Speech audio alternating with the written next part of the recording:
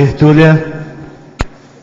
Meu boa tarde para todos e todas. Hoje é dia 18 de setembro de 2011, domingo. O verbete é o de número 2058, 8 páginas, 46 logias e 25 máximos. Eu chamo a atenção que o detalhismo tem 15 máximos. O tema é metáfora conscienciológica. A especialidade é orismologia.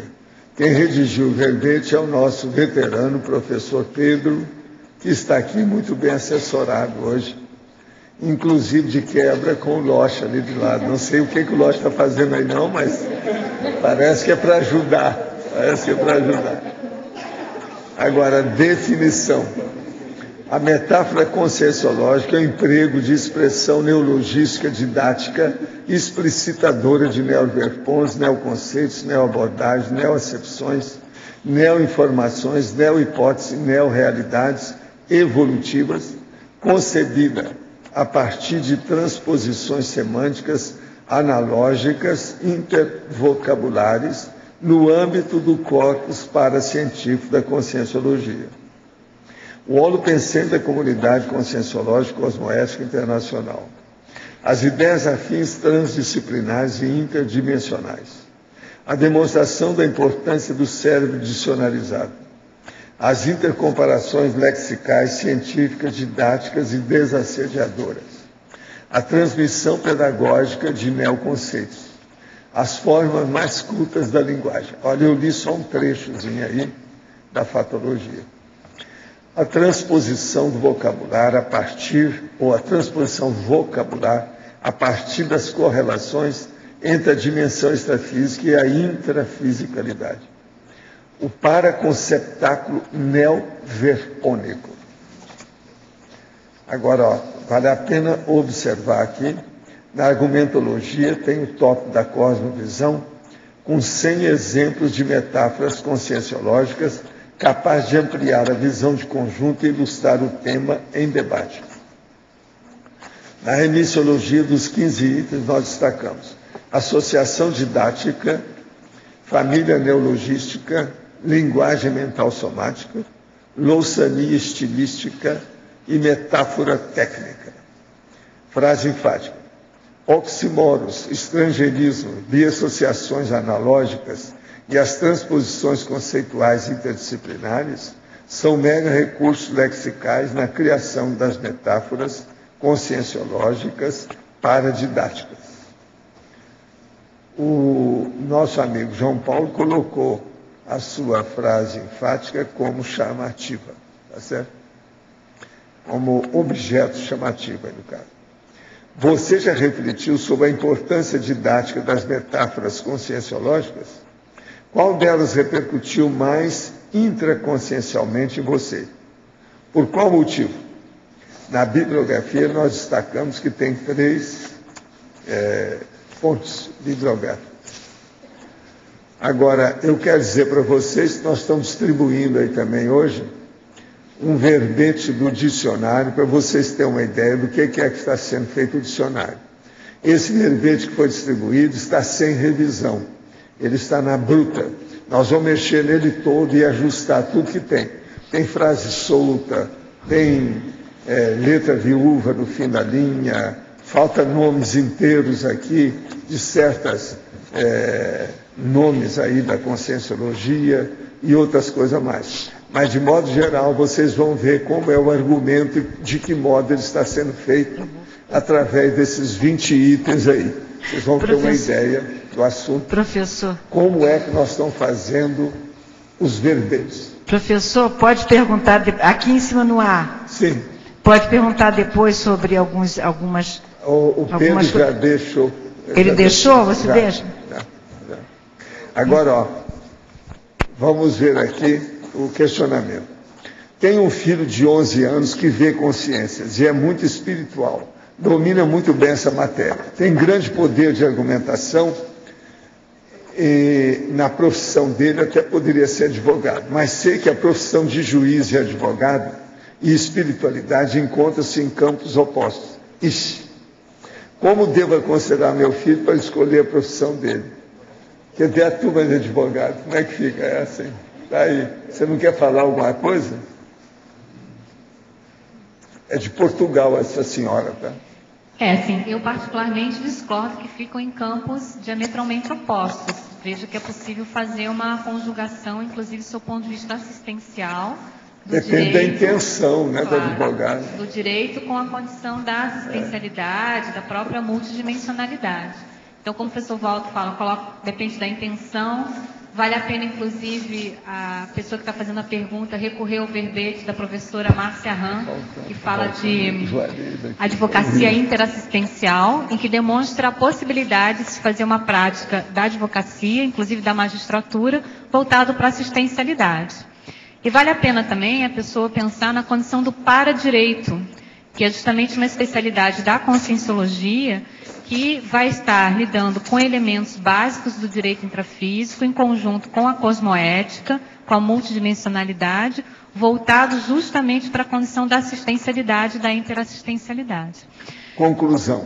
A senhora não deve dar o conta no seu filho, não, que às vezes é justamente na advocacia e no direito que ele veio para cumprir a PROEX dele. E pode-se fazer muita assistência com a advocacia e com o direito. Depende justamente da intenção e de como a pessoa é justamente essa.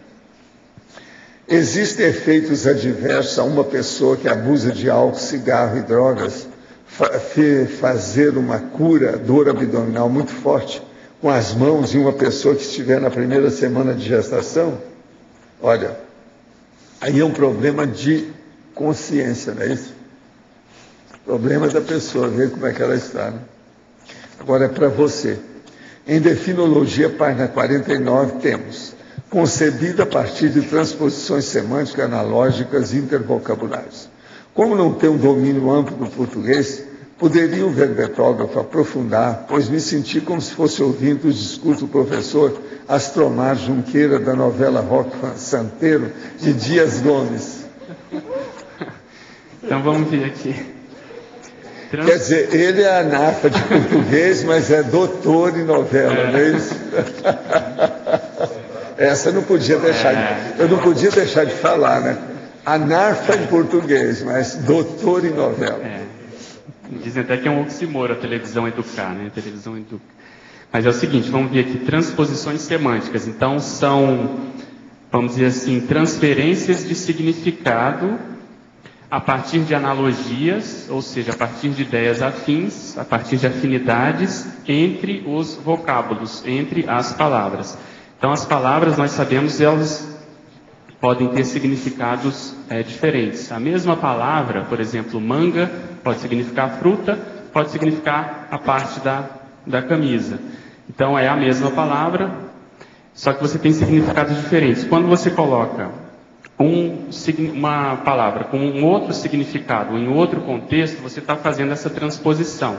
Isso pode ser nesse nível que a gente está falando, da própria palavra, ou pode ser também conceitual. Às vezes você empresta um conceito de uma ciência para outra, para você poder descrever ou demonstrar uma outra ideia que você esteja querendo. Então, quando nós estamos querendo fazer isso a partir da dimensão extrafísica ou da realidade evolutiva, é comum necessitarmos e usarmos essa ferramenta da metáfora justamente em função disso, porque a metáfora ela acaba também aproximando as pessoas do propositor ou daquela ideia que você esteja propondo.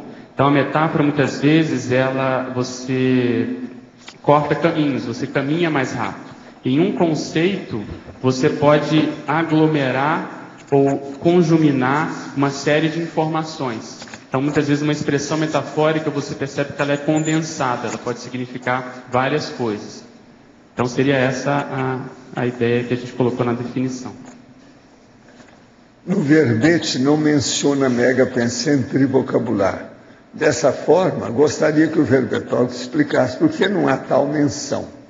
Quer dizer, ele acha que deve ter um decreto para colocar em todas, é isso? A razão real foi para não ficar tão grande, que o verbete já ficou grande, então a gente muitas vezes usa, né, joga com essas possibilidades para não ficar uma coisa muito exaustiva, muito grande. Eu tenho 10 anos e queria saber como faço para sair do meu corpo. Quem é que quer responder para essa moça, essa menina? Olha, ela tem 10 anos. O que eu sugiro é você procurar ficar tranquila, escolher um dia, um momento que você esteja bem disposta, bem motivada para sair do corpo, que você não esteja muito cansada, que o seu corpo não esteja muito cansado.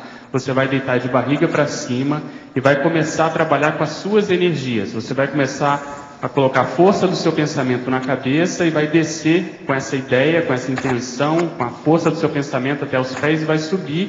E você vai começar a observar que vai uma força, como se fosse uma força elétrica, eletromagnética, da sua própria vontade, vai começar a te obedecer. Isso são as energias. Se você acelerar isso ao máximo, você pode instalar o que a gente chama de estado vibracional.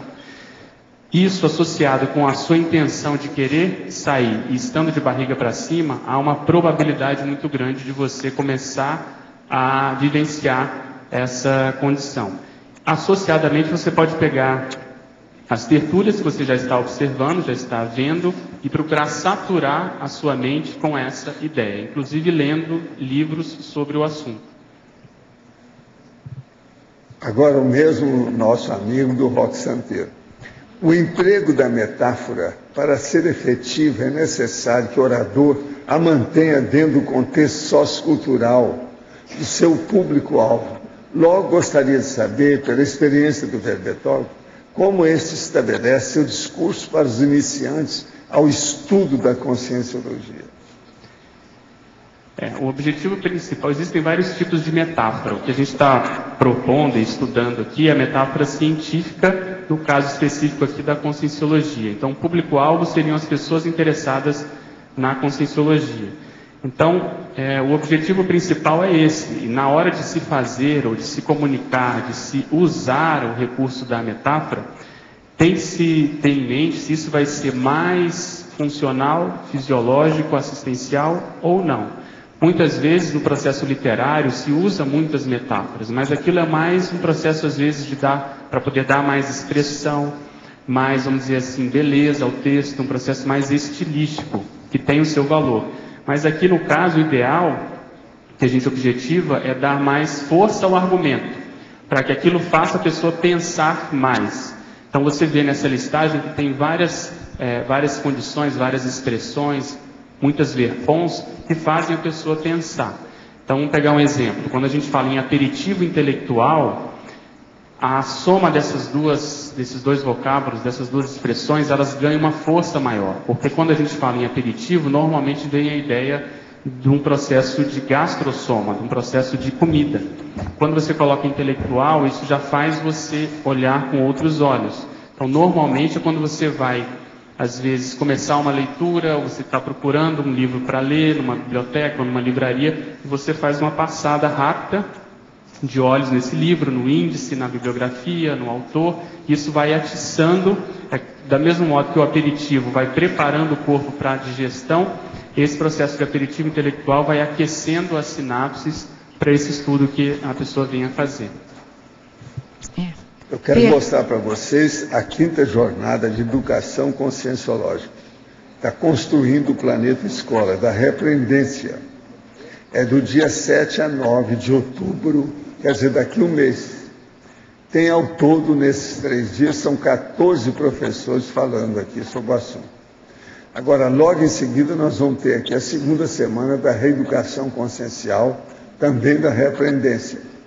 Então, em cursos simultâneos, profilaxia das abordagens dogmáticas, fundamento da cientificidade na pesquisa conscienciológica. E vai ter o 2º Congresso Internacional de Verponologia. Reaprender para reeducar, construindo o planeta escola. Se alguém quiser ver mais detalhes e ver todos os atores e atrizes, tudo tem aí. Eu quero dizer para vocês que eu recebi aqui em mãos do autor A Família no Mundo Contemporâneo e a Transferência de Riqueza. É do Dr. Alexandre Pascalini, que está aí conosco hoje ainda. Ele trouxe o livro, eu estive examinando o livro com calma, etc. Tem até citação aqui de nossas coisas. O livro é sério. E foi publicado pela editora Fórum, de Belo Horizonte. É tudo especializado em processo de direito.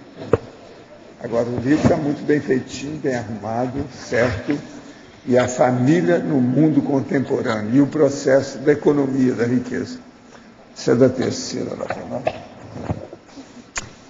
Pedro, agora, pode falar. Depois eu vou fazer uma pergunta ao senhor, né? Sim, eu não estou cobrando nada. Não está cobrando nada. Muito obrigada, professor. Pedro, na fatologia, na página 50, sexta linha de baixo para cima. Ali no meio, a autoestigma cognitivo. Você pode falar um pouco desse conceito? Autoestima, né? Cognitiva. Isso. Se você olhar um pouquinho antes, a ideia, ela vem... Autoconfiança intelectual. Isso. A gente coloca repressão mental somática, a autoconfiança intelectual e a autoestima cognitiva. Tá. A ideia é que quando a gente começa a trabalhar com a metáfora, para você propor metáforas, você tem que ter uma certa segurança. Essa segurança, normalmente, ela advém de um cabedal de conhecimento. Da prática, do estudo. Da prática, da vivência. Para a gente também não ficar muito teórico ou não viajar na maionese, como se diz. Então, essa autoconfiança ela é necessária em função disso. E ela vem por conta dessa teática, desse né? Tem que a gente tenha cognitivo. Tá, ok. Muito obrigada, professor. Agora, tem 2 itens na listagem que o senhor apresentou que eu gostaria de falar alguma coisa. Por exemplo, item 3, autorologia. Aqui o senhor coloca o voluntário da Conscienciologia em autor publicado na Conscienciologia. Isso? É assim mesmo? A academia... Publicado. Agora eu vou colocar outra publicação. Aqui, ainda vai ser acrescentado o seguinte: voluntário da União Internacional de Escritores da Conscienciologia, Uniescom. Fechou, né? Eu acho que responde o que você quer. Você tem que lembrar que isso aqui é um rabisco, é um rascunho. Sim. E qual que é a outra? O outro é o 14. 14. O que você quer? O senhor no final só colocou na revista Consciência. Sim. E na revista Ressex, no Journal, na Conscienciologia Aplicada... Não, esse eu estou falando da sua nossa aqui. Porque nós estamos falando daqui, a revista Consciência publicada aqui. Sim, mas aí só dessa revista? Não, por quê? Cognópolis, de Foz do Iguaçu, é Consciência, não é isso? Eu sei. Mas então, posso morar na Cognópolis e publicar... Da IAC nós já estamos falando em outro lugar. Você olha lá que Sim, tem. eu vi. Itineranciologia, o número 12. Sim. Cooperou, coopera. Quer dizer, essa cooperação é publicar no jornal. O que eu estou falando é daqui, porque o processo nosso é o que a gente vive professor, aqui. O jornal da Cognópolis, o jornal da Invex, sim, o jornal da Apex... A revista mais antiga que nós temos é a Consciência. Não, existe outra revista aí da Uniescom. Tem, no próprio jornal da Mas Apex. o que eu estou falando é a revista mais antiga. Científico. Você está falando de periódico científico. O jornal não é periódico científico, é só de divulgação. Mas existem também as outras revistas. Então, comunicólogo... É a revista. Então seria comunicólogo, tarístico, científico. Seria? Mas não precisa, a revista Consciência já é isso. Comunicólogo tarístico já mostra que é científico. Há controvérsias? Não. Olha, nós vamos reformular isso tudo aí, que está, do ponto de vista de forma, está precisando de muito ajuste. Isso aqui foi feito do bruto. Uma sugestão é colocar um artigo na revista e ou no journal, que aí fica completo no 14, que são os 2 de ponta da Conscienciologia. A gente pode pôr, né? Pedro. Pois não, Rino. Na paradoxologia, esse primeiro paradoxo, podia dar uma aprofundada, o paradoxo de a mais brilhante expressão metafórica atinente para a realidade, ainda não conseguir representar completamente o conteúdo desta. É uma limitação da própria língua, né? Quando a gente tenta traduzir, transferir para as palavras, sempre há uma perda, principalmente se isso é em função de uma vivência, e mais ainda se é de uma vivência extrafísica, que normalmente as nossas potencialidades estão aumentadas, a própria dimensão extrafísica é mais avançada do que a intrafisicalidade. Então, por mais que a gente encontre uma expressão que se encaixe, aparentemente, de modo perfeito, aquela vivência ou aquela paravivência sempre vai ter um gap. Entende? Então, essa que é a ideia. Por exemplo, você fala em central extrafísica de energia. Você imagina central porque você faz um paralelo com, por exemplo, com a Itaipu, né, com a central intrafísica que você conhece, que tenha muita força, que gere muita energia, mas o processo extrafísico ele sempre vai ser mais avançado, ele sempre vai extrapolar essa condição. Entende? Então a gente vai sempre ter um teto aí. A parafatologia na quarta, a dificuldade de tradução fidedigna de parafatos em palavras tem a ver com isso. Isso, exatamente. Tem a ver. Agora, outra coisa aqui na página 50, a 8ª e 9ª linha, a inventividade linguística funcional. Página 50. 8ª e 9ª linha. Fim da 8ª e... A inventividade linguística funcional. Tem relação também com aquilo que eu estava comentando antes, o motivo pelo qual a pessoa vai usar a criatividade dela na linguagem. Se é um processo literário, isso tem um nível de assistencialidade. Se é um processo mais ligado a TARES, esse nível de assistencialidade tende a aumentar. E tem que ser funcional no sentido dessa expressão, dessa metáfora, ser inteligível, ser didática, ser acessível às pessoas. Porque existem, às vezes, metáforas muito obscuras que a pessoa tenta fazer, ou porque ela conhece um ramo do conhecimento, ela quer exportar um conceito para a conscienciologia, ou trazer para cá um determinado conceito, só que as pessoas não conhecem aquele conceito, fica mais difícil. Então, nas metáforas, a gente tem que sempre observar isso, o processo didático, se ele é funcional, se ele é fisiológico, senão ele não vai pegar e não vai atender ao objetivo principal. E em seguida, as neopalavras inevitáveis na criação, sequências. As neopalavras inevitáveis na criação, difusão e consolidação de novas áreas do saber. É isso que às vezes as pessoas se batem e debatem com a conscienciologia em função dos neologismos. Então, como a proposta é uma ciência nova, é inevitável que se crie palavras novas para descrever essas neorrealidades. Então, principalmente, já é um processo novo de uma ciência nova, principalmente quando você vai querer traduzir em palavras o processo evolutivo de modo geral, a dimensão extrafísica, as relações que existem dentro disso. Então, a neologística, não tem como fugir disso. Ela é inevitável, essa foi a ideia. Agora, tem a última aqui que eu vou... Na 4ª linha da página 50, é a intersecção semântica. O que se quis dizer com isso? A intersecção semântica, é exatamente isso. Quando se trabalha com processo de metáfora, normalmente você pega uma palavra que é de um âmbito semântico e transfere ele, ou essa palavra, para um outro âmbito, para uma outra realidade, para um outro contexto.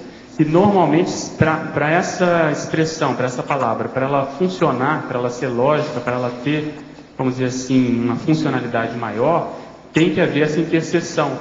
Pensa em dois conjuntos com uma interseção no meio, e essa interseção é que vai ser o resultado daquele percentual do significado daquela palavra, daquela expressão, que vai ser comum às duas áreas do saber.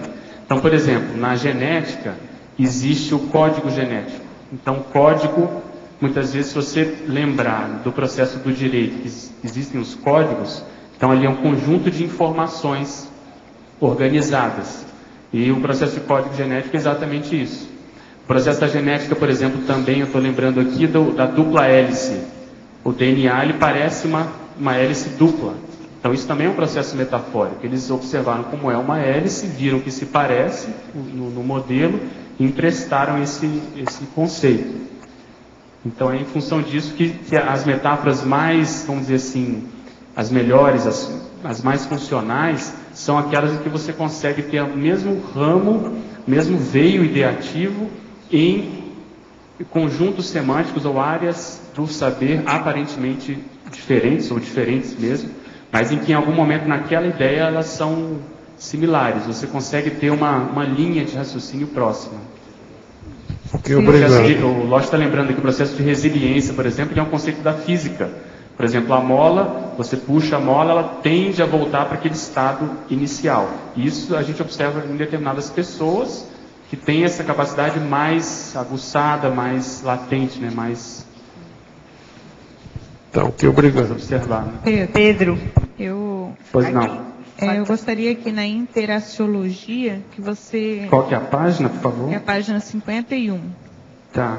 Você explicasse a interação domínio-fonte, concreto domínio-alvo, abstrato na concepção das analogias metafóricas. É bem isso que a gente estava comentando com o Arlindo. O domínio-fonte concreto é muitas vezes uma realidade que a gente conhece na dimensão humana, e o alvo é aquela ideia que você tem, por exemplo, da dimensão extrafísica. Então, no exemplo que eu dei, na Itaipu e o processo da central extrafísica. Então, para a ideia, para a Verpon ser mais didática, é preciso que haja alguma sinapse, algum conceito, algum engrama no nosso cérebro, e principalmente no cérebro dos leitores e dos alunos, que isso faça sentido, que aquela ideia faça sentido e a pessoa possa dali extrapolar. Então nós temos conhecimento do que vem a ser a usina de Itaipu, por exemplo, e dali a gente consegue extrapolar o que viria a ser a central extrafísica de energia, da verdade, as centrais de modo geral. Então é importante você ter isso em mente para você fazer esse link, porque se ficar tudo muito abstrato, vamos supor, conceitos muito extrafísicos ou conceitos muito avançados, a tendência é que a maioria das pessoas não pesquem, não entendam, e a compreensão vai diminuir. Não digo que não possa ser feito, mas há uma tendência disso diminuir a didática. Pedro. Não sei se eu expliquei, Patrícia. Pedro, pois aqui. Não? Na parafatologia, página 50, na quinta linha, os nicknames dos amparadores extrafísicos. Os nicknames da parafatologia. Os apelidos, né, dos amparadores extrafísicos. Então a metáfora é muito utilizada nesse sentido, porque se conjuga a função do amparador com o processo metafórico. Então vamos pegar um exemplo, a rosa dos ventos, por exemplo. O próprio exemplo do Zéfiro é uma condição metafórica. A Rosgarde. O engraçado foi o Hércules. Quando ele apareceu, o professor Walter falou que ele era muito forte de energia e deu o nome de Hércules. A gente achava que era porque ele era muito forte de energia, mas esse era o próprio nome dele na vida humana. Então, ficou bem, vamos dizer assim, bem redondo. O processo denominador, da monja. Então, a metáfora ela é muito rica nesse sentido. Também para o conceitual, né? A mensagem, por exemplo. A ideia manifestada em metáfora. Sim, exatamente. Você não pode ficar só no processo artístico. Tá. É preciso ter a condição do conceito veiculado. Por isso que eu comentei a função do amparador. Então, o Hertz, um dos trafores é o processo de força energética, da força presencial, do domínio com as energias. Então, você vê que o nome casa bem com a função do amparador. Do mesmo modo, o enumerador, por exemplo. Então, quando você consegue fazer esse casamento, é que a expressão ganha mais força. E o casamento a respeito do conceito da mensagem tem a ver também com a ligação, né? Tem a ver com a ligação do amparador com o assistente. Sim, também. Isso aí está sempre envolvido, o processo de rapport, né?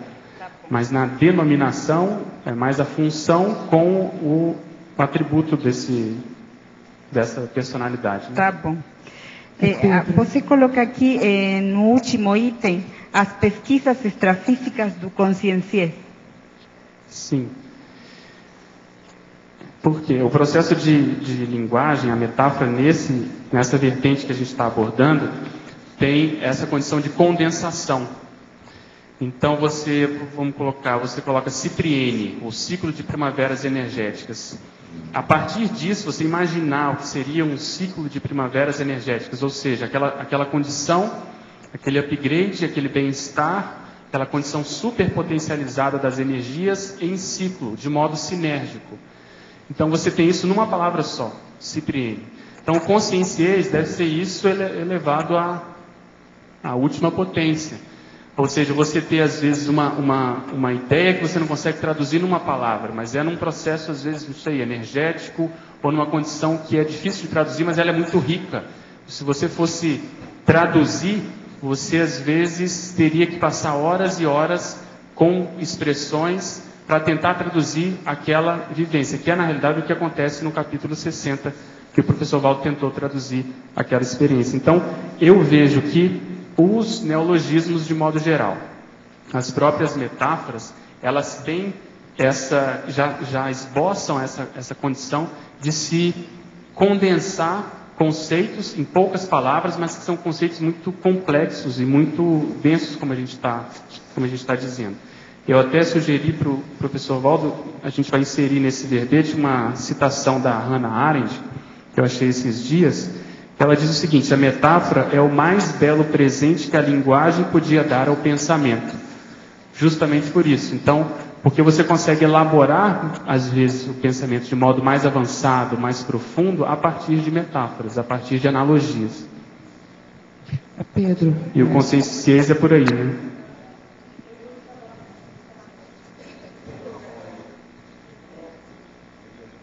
Estava pensando a respeito do que você coloca, né? As dificuldades de poder expressar a ideia, como às vezes acontece o que tem um nome de alexithymia. Alexithymia, principalmente processo emocional. A nível sim. Exatamente. Também para poder produzir, como você colocou recém, né? A ideia. Exatamente.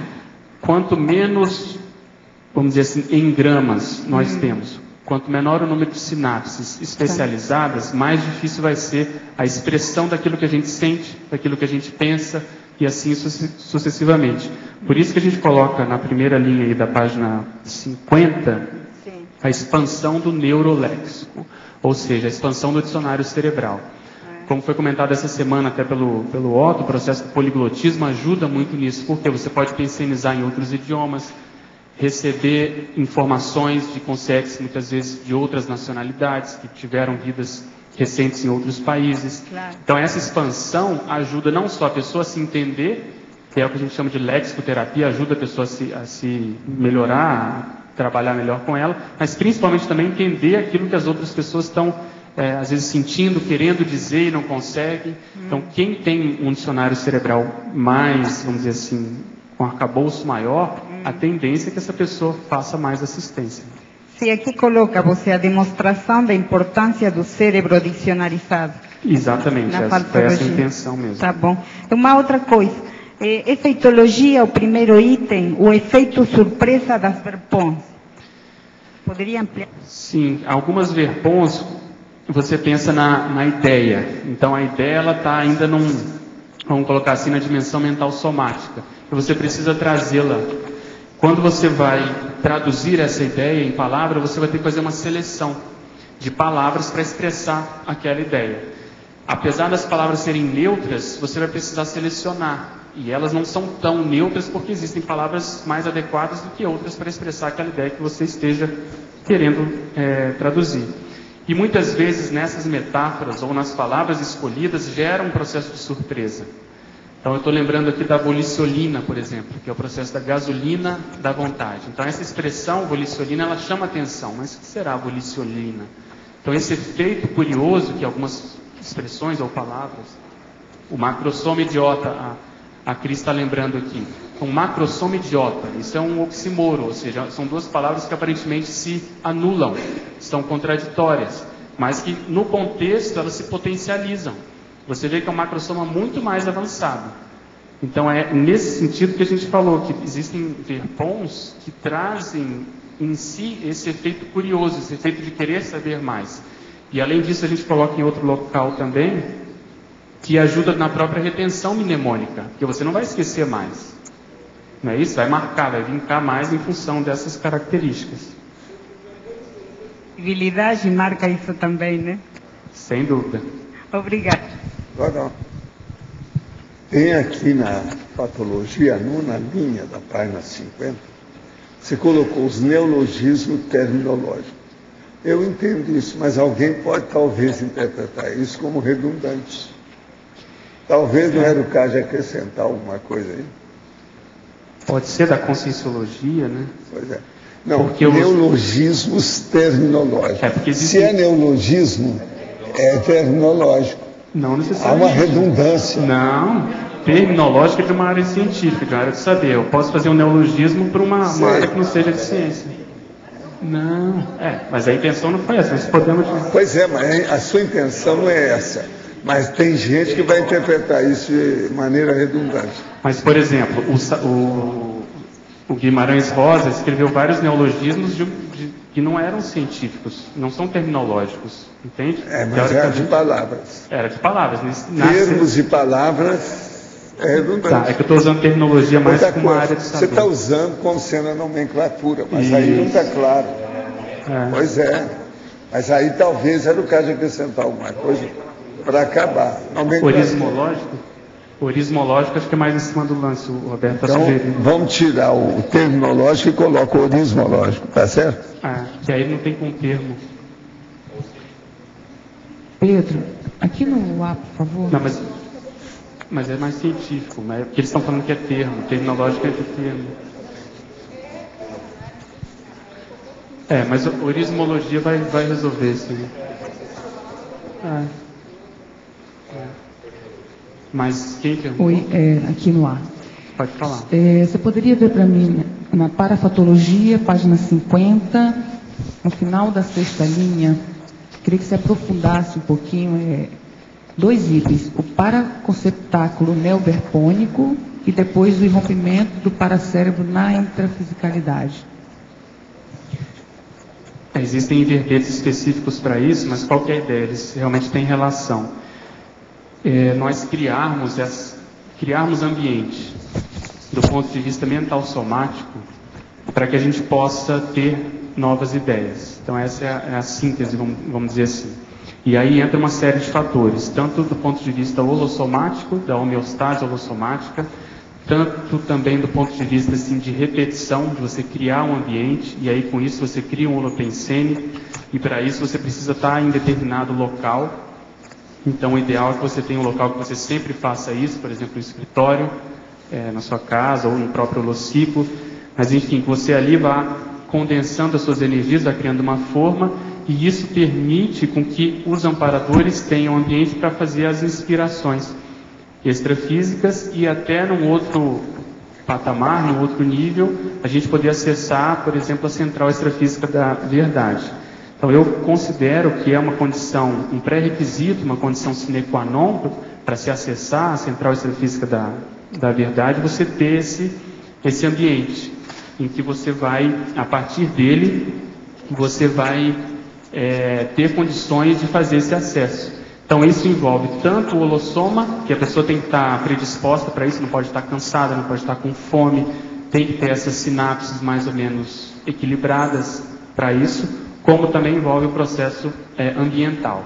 E aí, a partir disso, trabalhando cada vez mais com o mental soma, por exemplo, a condição do turno intelectual, aquele verbete que a gente apresentou do TGV, que a gente até colocou aí, que a pessoa unia a TENEPS, a GESCOM e o processo da VERPOM, ela trabalhando nisso há algum tempo, naturalmente ou espontaneamente, ou em algum momento, ela vai começar a manifestar-se mais a partir do paracérebro. Ou, por outro lado, o paracérebro vai começar a se mostrar mais na intrafisicalidade. Então, isso tem repercussões no parapsiquismo pessoal, a pessoa pode desenvolver a partir daí a clarividência, ou a própria clareaudiência com os amparadores, pode ter acesso mais ao processo de pangrafia. Então, acho que a partir disso, que é um nível mais avançado, a manifestação do paracérebro nessa dimensão começa a ficar mais evidente. Então, acho que é uma consequência daquilo que a gente falou anteriormente. A pessoa tem que trabalhar com o mental soma de modo mais profissional. Ela tem que estar produzindo muito, tem que estar aquecida do ponto de vista mental somático para chegar nessa condição.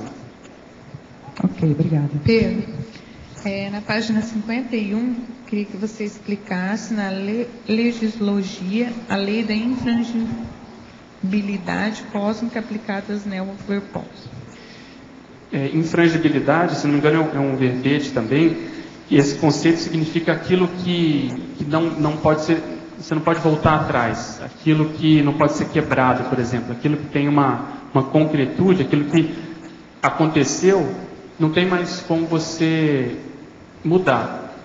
Então, essa infrangibilidade, no contexto aqui, é o seguinte: as verpons que são apresentadas e são debatidas aqui, por mais que se mude, por mais que às vezes até se queime os livros, isso já fixou, já teve uma assinatura bem cênica. Então, essa que é a ideia, quando a gente coloca aplicadas neoverpons, entende? É infrangível, ou seja, não tem como voltar atrás mais. Obrigada. Pedro, aqui é a Rosa, página 50. Gostaria que você, na fatologia, na linha 4, de cima para baixo, o valor dos afixos, eu queria que você comentasse essa importância dos afixos na expansão dos significantes e significados, na construção de neologismos e neoverpões. No processo de metáfora científica, que é o caso da conscienciologia, nós usamos e abusamos muito dos afixos de modo geral, principalmente dos prefixos. Então, se você olhar nesse verbete que o professor Valdo distribuiu, existe, por exemplo, a gente usa muito o prefixo auto, porque a conscienciologia é um processo de estudo da própria consciência. Então, a autopesquisologia, por exemplo. O processo de a retrocogniciologia, você estudar o processo de vidas passadas. E por aí vai. Holossoma, holoteca, multidimensionalidade, enfim. Os afixos são muito importantes porque eles ajudam a diminuir esse gap entre a ideia avançada e a linguagem. Então, por isso se usa muito, não só na conscienciologia, mas nas linhas científicas de modo geral.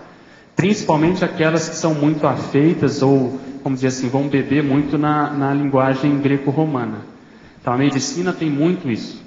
Na medicina se observam vários prefixos de origem greco-latina. Então, é natural que no processo de ciência se utilize os afixos e também os sufixos. Agora, na enciclopédia e também no dicionário, a gente observa que as entradas, né, são todas finalizadas com logia, justamente para dar a ideia de cientificidade, de estudo, de pesquisa. Então, essa que é a intenção.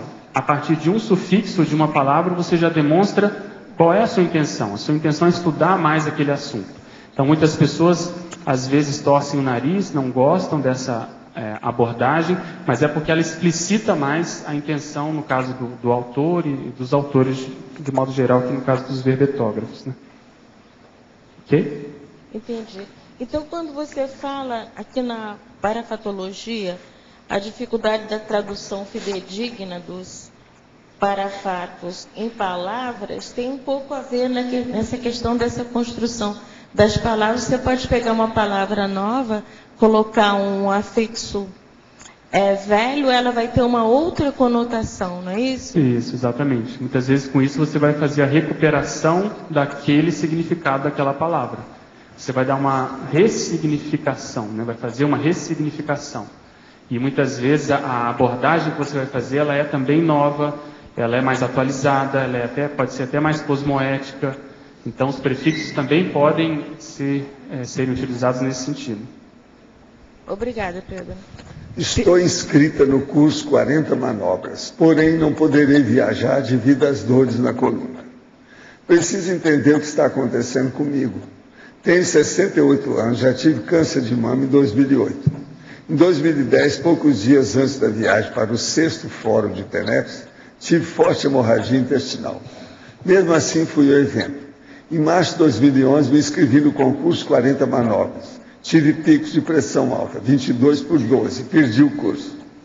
Em maio de 2011, iniciei a Tenerife. Em junho de 2011, decidi me afastar dos trabalhos mediúnicos. Estou no espiritismo kardecista desde 1984.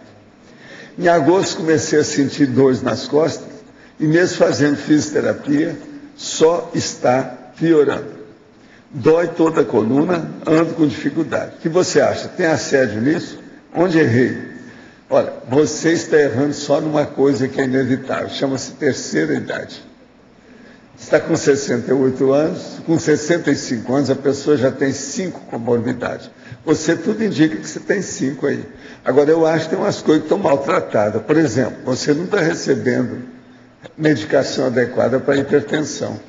Precisa de estudar, porque de uma hora para outra vai para 22 por 12, tem alguma coisa errada nos remédios que ela toma. O histórico de câncer com dor na costa. Seria bom você fazer um check-up sério, geral e principalmente cardiológico para ver esse seu problema de hipertensão. Eu quero lembrar para você que eu estou nessa e estou fazendo força. Raramente eu falho nas coisas que eu faço, né? Por exemplo, há quantos anos que eu não falho aqui todo dia? A gente faz força, mas eu olho tudo. Hoje, por exemplo, na hora que eu estava comendo, eu comi só alguma fruta e verdura, mais nada. Para fazer, por quê? Eu estou sentindo que eu estou com um quilo a mais. Eu olho tudo quanto é detalhe. Seria bom você começar a olhar os detalhes, para dar força para isso. E viva a terceira idade. Você olha, todo mundo está vivendo 100 anos, você vai entrar na 4ª idade. Daqui a pouco.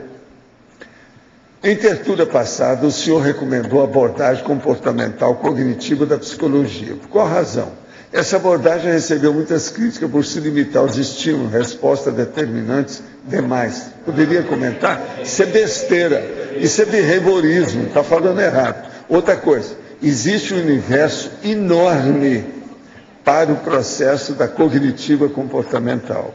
Eu sei que eu estou seguindo a opção de casa aí com as psicólogas. Então eu estou por dentro dessa jogada. Agora, é preciso de você dar uma olhadela mais séria o que é comportamental cognitivo ou cognitivo comportamental. Tem uma bela biblioteca por aí afora sobre o assunto. Olha os livros do Bernard Ranger. O que você quer? Só para explicar aí. A cognitiva comportamental, essa parte comportamental, usa-se do behaviorismo. Só que ela não se restringe ao behaviorismo. Por isso que é cognitiva comportamental. Está confundindo a coisa. Então, a exclusivo behaviorismo, a comportamental, é que é a grande crítica. Mas somado, porque você aproveita alguns conceitos e técnicas até da comportamental, mas só que com uma visão muito mais ampla em função da junção com a cognitiva. Apesar de que a tendência hoje é caminhar exclusivamente para a cognitiva. Já está se falando mais terapia cognitiva, não tanto terapia cognitiva comportamental. E cognitivo é um processo nosso da conscienciologia, que é o que a gente estuda, é a cognição, conhecimento. Agora, para você, na exemplologia, página 52, consta para anaplasia, já na cosvisão, página 54, consta para anaplasia. Então ele quer saber aqui, parece que é a diferença do A. É para anaplasia, o senhor. A gente estava vendo, Pedro, o Amabel... Acho que na 65, né, João? A Amabel estava vendo isso, aí ele chamou a atenção, a gente olhou aqui no... O verbete acho que é só na enciclopédia, são 2 As. Dois? São dois tem o verbete que aqui tem o A. São 2 As, Então na exemplologia tem que colocar um A a mais. Eu já tinha colocado aqui. Na 54 está certo, então, na página. E eu aqui já estava certo. A gente está com uma dúvida aqui também, com relação ao para-urbano, porque a gente foi ver agora no Reurbanizados, tem para-urbano e tem para-urbano. Isso está... Onde é que está, Rosa?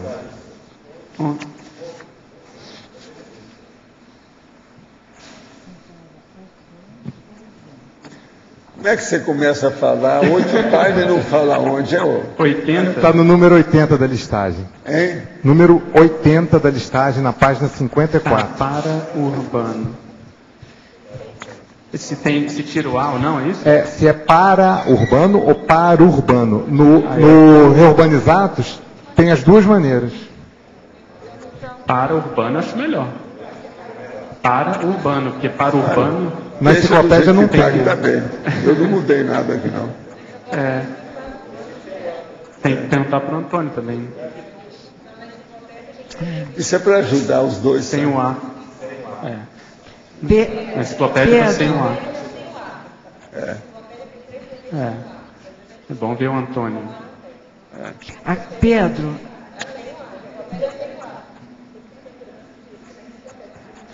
Então, a briga fica por aí mesmo. Sim. Pedro. O que mais? Pois não. No A aqui em cima.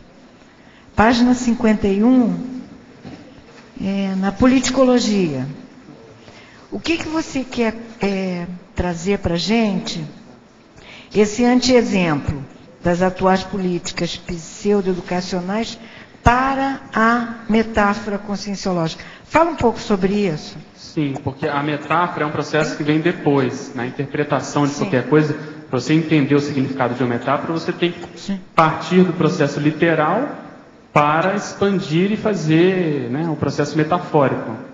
Se você começa educando errado, ou vamos dizer assim, não estabelece o que é o correto, vamos dizer assim, o mais formal, aquilo que é culto da língua, se você já embanana, ou já mistura, ou já banaliza a condição da fala na própria escrita, você cria dificuldade para esses alunos, depois, eles poderem dar o próximo passo, que é fazer essa expansão, esse processo metafórico, de elucubração, de abstração, a interpretação. Eu acho que isso vai ficar mais complicado. Então, a gente colocou nesse contexto, primeiro porque tem relação com o processo de gramática e de português de modo geral.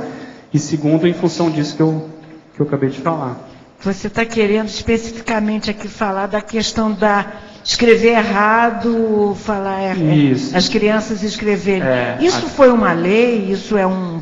Não, isso foi uma política do Ministério da Educação ao publicar e referendar esse livro mais recente, que foi fruto de uma polêmica grande, em que eles advogam que você pode falar errado e que não tem problema nenhum, porque isso é o contexto social da pessoa. Então, e que você, vamos dizer assim, chamando atenção disso, você estaria sendo preconceituoso. Sim. Enquanto que a gente considera que o ideal é você falar, não, o correto é esse, existe a língua culta, sim, e você respeita o jeito que a pessoa fala, mas você não pode ensinar o errado, porque aquela pessoa que às vezes não falaria errado, ela vai começar a achar, primeiro vai ficar em dúvida se ela fala certo ou não, segundo pode contaminar o modo dela se expressar. Principalmente, aí no caso, o processo de escrita, no processo mais, vamos dizer assim, culto mesmo. Eu não sei se eu estou querendo ser muito purista, mas não valeria a pena colocar, se foi uma portaria do ministro, se foi uma determinação, não valeria colocar a numeração, o título, assim, mas eles defendem essa ideia, e essa forma de expressão a gente tirou da própria já falei aqui 10 vezes sobre. É o que?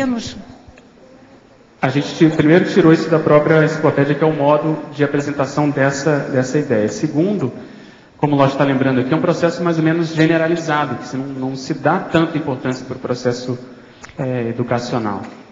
Tá, então só colocar NEC, você acha que porque políticas pseudo-educacionais ficou bastante amplo, né? Pegou um universo enorme. Aí é questão de forma. Exatamente. A ideia é essa, pseudo-educacional, porque não está educando de fato, não está mostrando o que é o ideal, o que é o melhor.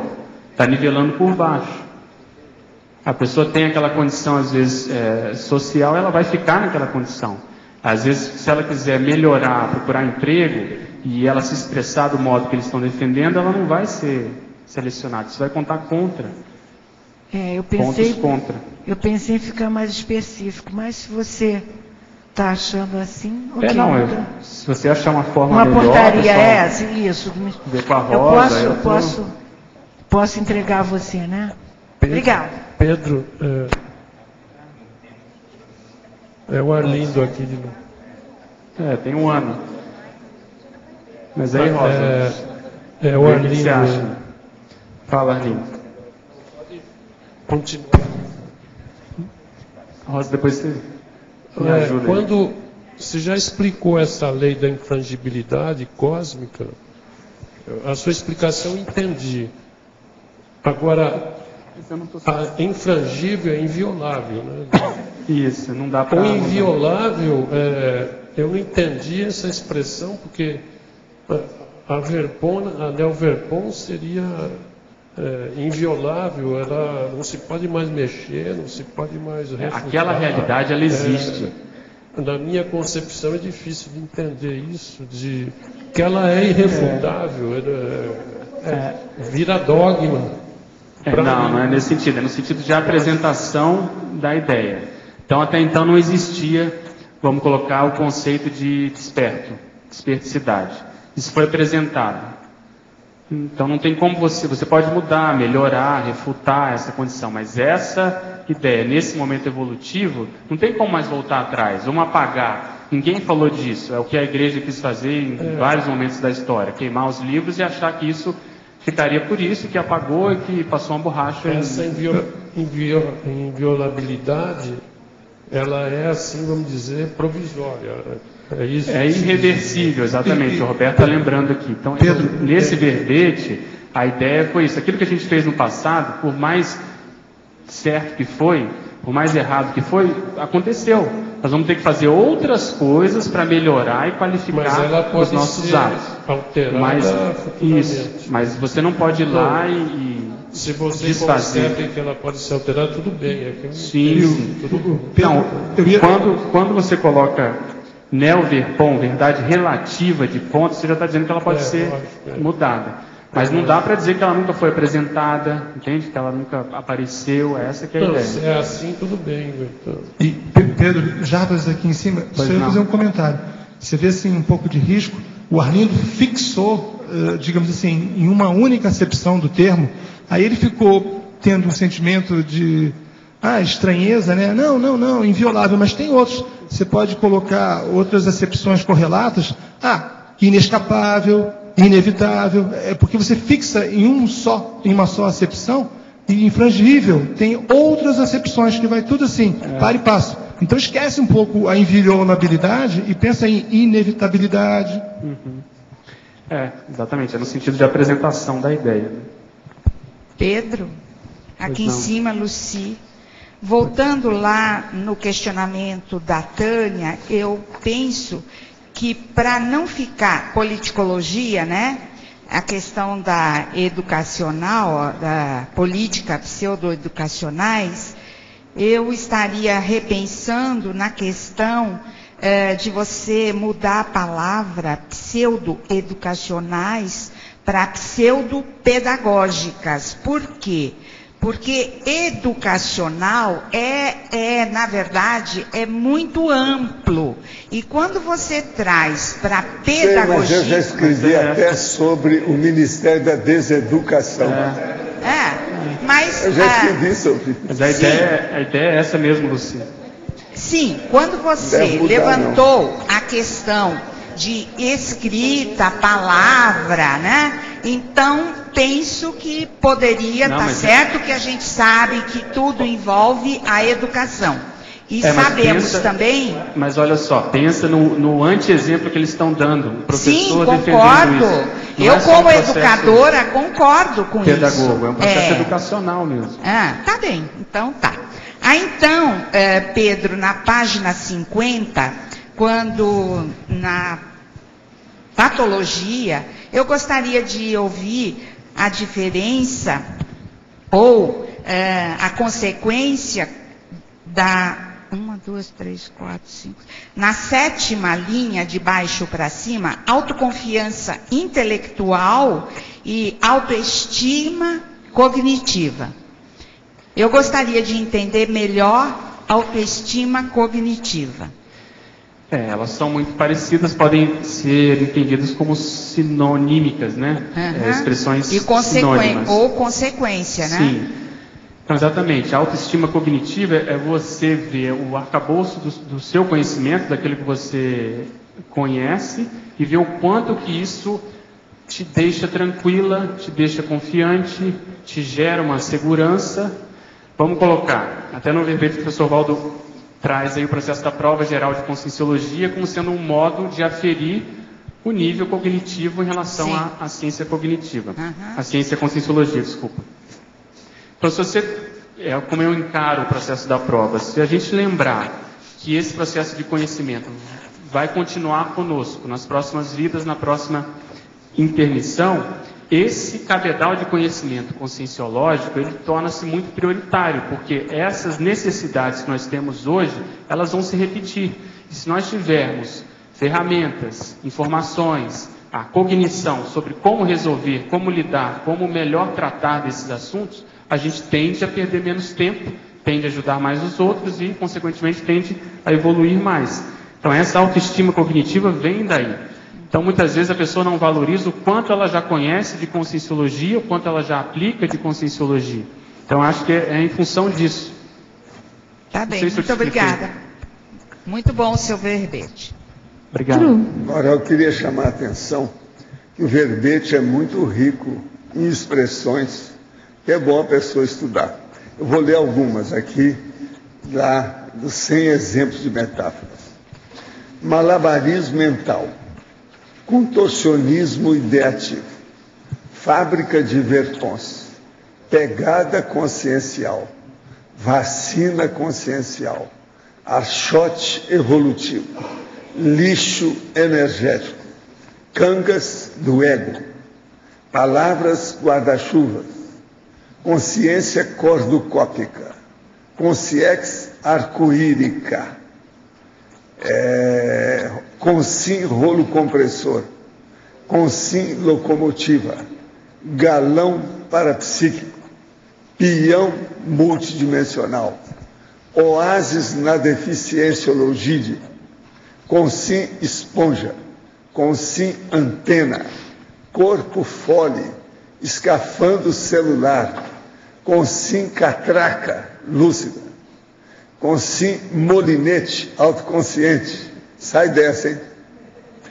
Papila óptica da consciência, trombada emocional, patinho feio grupo kármico, e por aí vai. Isso aí é impressionante. Eu não falei sobre ninguém aqui, tá?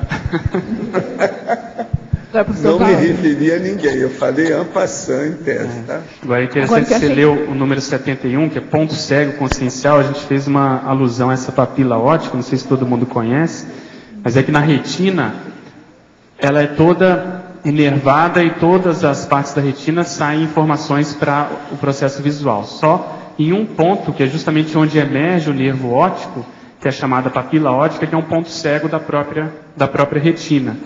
Então é até um paradoxo, na própria retina existe um ponto cego que é conhecido como papila óptica. E se a gente expandir isso para a consciência, existe o ponto cego consciencial. Então essa que foi a intenção. Quer dizer, todo mundo é cego. Não tem jeito. Nesse ponto. Pedro, pois não. O que você queria falar aí?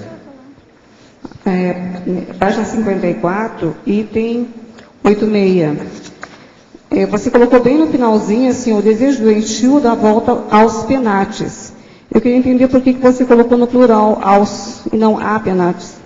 Olha, sendo sincero, eu tinha colocado a penates, mas a revisão colocou aos penates. Eu não sei se foi um erro, se é o melhor, ou se... Fiquei na dúvida. Não, é aos penates. Aos penates é a expressão. Esse aqui é o aos penates. O professor Val está dizendo que é a expressão mais correta. Eu procurei na enciclopédia, não tem nenhuma voltar expressão. Aos espíritos lares, aos espíritos domésticos, aqueles que são do lar da pessoa. Voltar a eles, aos espíritos. Tá. Então, penates, aí no caso, são esses penates. Eu tinha procurado a enciclopédia, não achei nenhuma... Eles usam isso internacional. É aos mesmo. Eu queria só continuar naquela citação que o senhor fez várias citações, né? Como é que é? O senhor fez várias citações dessa listagem. Sim. E eu estava procurando, em função da frase enfática que dizia que o oxímoro podia ajudar a formar metáfora. Eu estava procurando alguma metáfora que ele tivesse usado esse...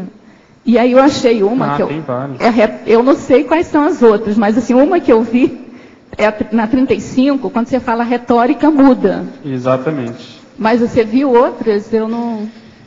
Eu vi, por exemplo, adulto-criança. Isso até está na listagem do verbete oxímoro, porque ou é uma coisa ou é outra. Mas a expressão em conjunto, elas não se anulam, elas aumentam a expressividade da pessoa que é imatura, né, emocionalmente. A retórica muda é aquela pessoa que pensa mal da gente e xinga a gente mentalmente sem falar nada. Mas essa aqui está no lugar do consciência. Eu às vezes percebi isso em certas pessoas. Ela não fala nada, mas você percebe, está saindo alguma coisa ali. Então aqui tem que botar alguma coisa de adjetivo aí, Pedro.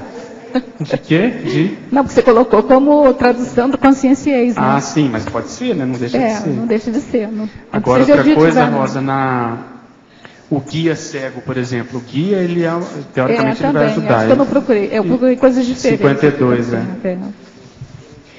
Tá ótimo. Obrigada, Pedro. Poderia explicar o conceito gestação consciencial? Tem relação com o nosso autoenfrentamento? Seria bom você explicar. Tem relação. A gestação consciencial também é um oxímoro, também está lá na listagem, porque gestação normalmente é um processo somático, é um processo de gravidez de somas, de geração de novos corpos humanos biológicos.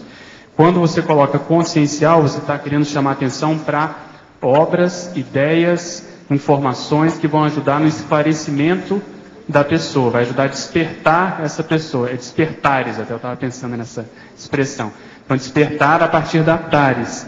Então, tudo que você escrever, por exemplo, um verbete da enciclopédia, um livro, um artigo, tudo isso que vai ajudar as pessoas a se autoconscientizarem da sua própria condição, a gente considera como sendo gestação consciencial e abrevia na expressão GESCOM.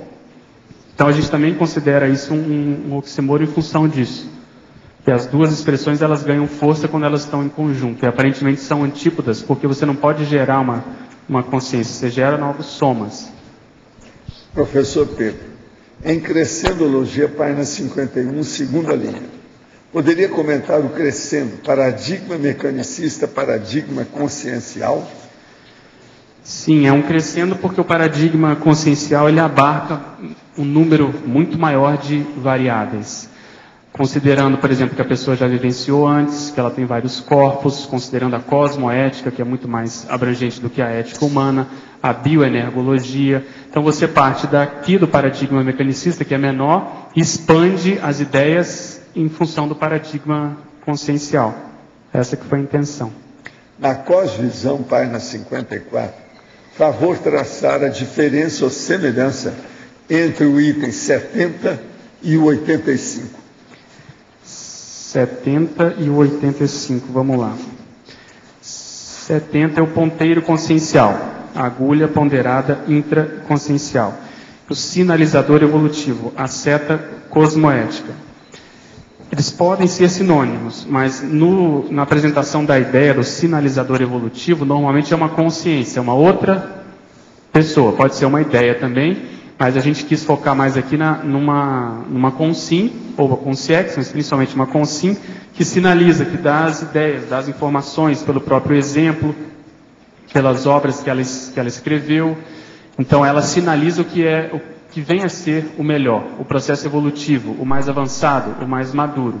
Então essa sinalização, ele está chamando a atenção, olha, existe essa condição, vê se vale a pena você seguir por esse caminho. Então esse sinal vem a partir principalmente desses recursos que a gente comentou, do exemplo, do livro, das informações veiculadas. Por que tecnologias, a exemplo da geração de energia limpa e sem consumo de combustível, usando o magnetismo, a energia livre e várias outras existentes, ainda não são uma realidade hoje, já que elas podem resolver o problema do aquecimento global? Existe algum impedimento por parte do Max-Mecanismo? Você que sabe. Eu não sei a resposta se existe algum impedimento, porque eu acho que existem muitos interesses envolvidos nessa realidade, interesses capitalistas, que não deixam outras formas de geração de energia desenvolver. Mas eu não sou a melhor pessoa para responder essa condição. Ô, Loche, escuta essa também. Estou fazendo psicologia e na disciplina de psicologia comportamental, eles ainda utilizam os ratos nas aulas. Os maus tratos com o animal, principalmente, sabendo que alguns morrem durante as aulas, me faz questionar até que ponto é cosmoético se proceder assim na psicologia, assim como em outras áreas que ainda se utilizam dos animais. Como vocês veem esta questão? É totalmente inadequado. Primeiro que não há necessidade hoje, principalmente para que ele está citando, que é o estudo do condicionamento respondente, condicionamento operante, além de conceitualmente você ter vários exemplos que não teria necessidade de trabalhar em laboratório, hoje tem inclusive programa de computador que representa esse experimento. Então você teria software para isso.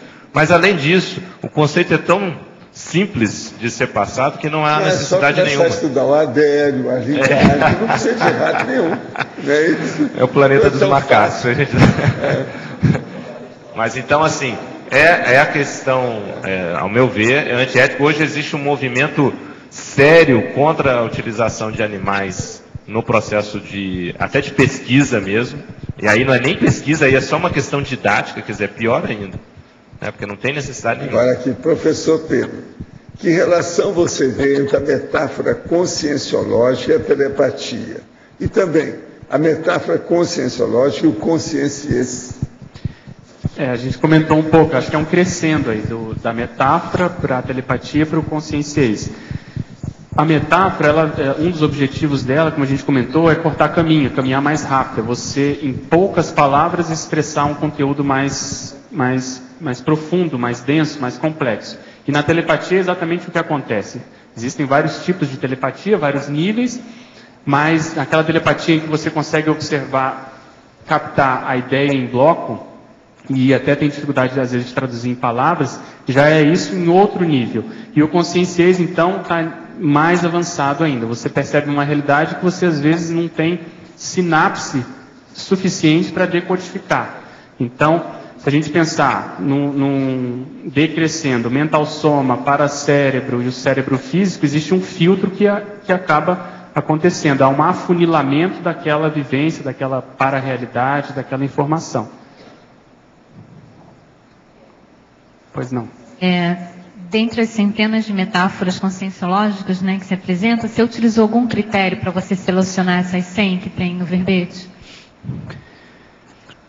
O critério foi aquelas que são mais, vamos dizer assim, didáticas, chamativas, mais interessantes, curiosas, que fazem pensar, porque existem metáforas que são às vezes óbvias, mas a maioria eu procurei pesquisar, e muitas existem já nos verbetes que estão citados aí nessa listagem, que são aquelas que justamente fazem pensar. Então o professor Waldo citou o processo de acrobacia mental somática, que até certo ponto, se a gente pensar na definição de acrobacia, é um processo de malabarismo, um processo que envolve a psicomotricidade. E quando você envolve o mental soma, pode se tornar um oxímoro, pode se tornar um processo paradoxal. E faz pensar, porque você vai fazer isso com as ideias, com o seu pensamento, com o processo cognitivo. Então são essas que, vamos dizer assim, que o resultado é maior do que a soma delas duas simplesmente. É um processo sinérgico que a gente procurou chamar a atenção. Porque como você comentou, existem na realidade, né, centenas de possibilidades de metáforas. A gente procurou se ater mais a essas, primeiro, que já estão mais usadas na enciclopédia, e segundo, essa condição mais curiosa mesmo, mais didática. E uma outra pergunta, na página 51, em antagonismologia, na terceira linha, você menciona antagonismo dupla com sim literal com sim analógica. Sim. Você consegue pensar em algumas situações em que a preponderância de um e de outro, né, ou de outro, melhor falando, de uma manifestação ou de outra, seja mais assistencial? Sem dúvida. Eu acho que, em princípio, a consciência analógica tende a ser mais assistencial. O que é a consciência literal? É aquela que toma tudo ao pé da letra, aquela que tem dificuldade, às vezes, de ver atrás do morro, aquela que não tem, muitas vezes, a possibilidade de ler nas entrelinhas.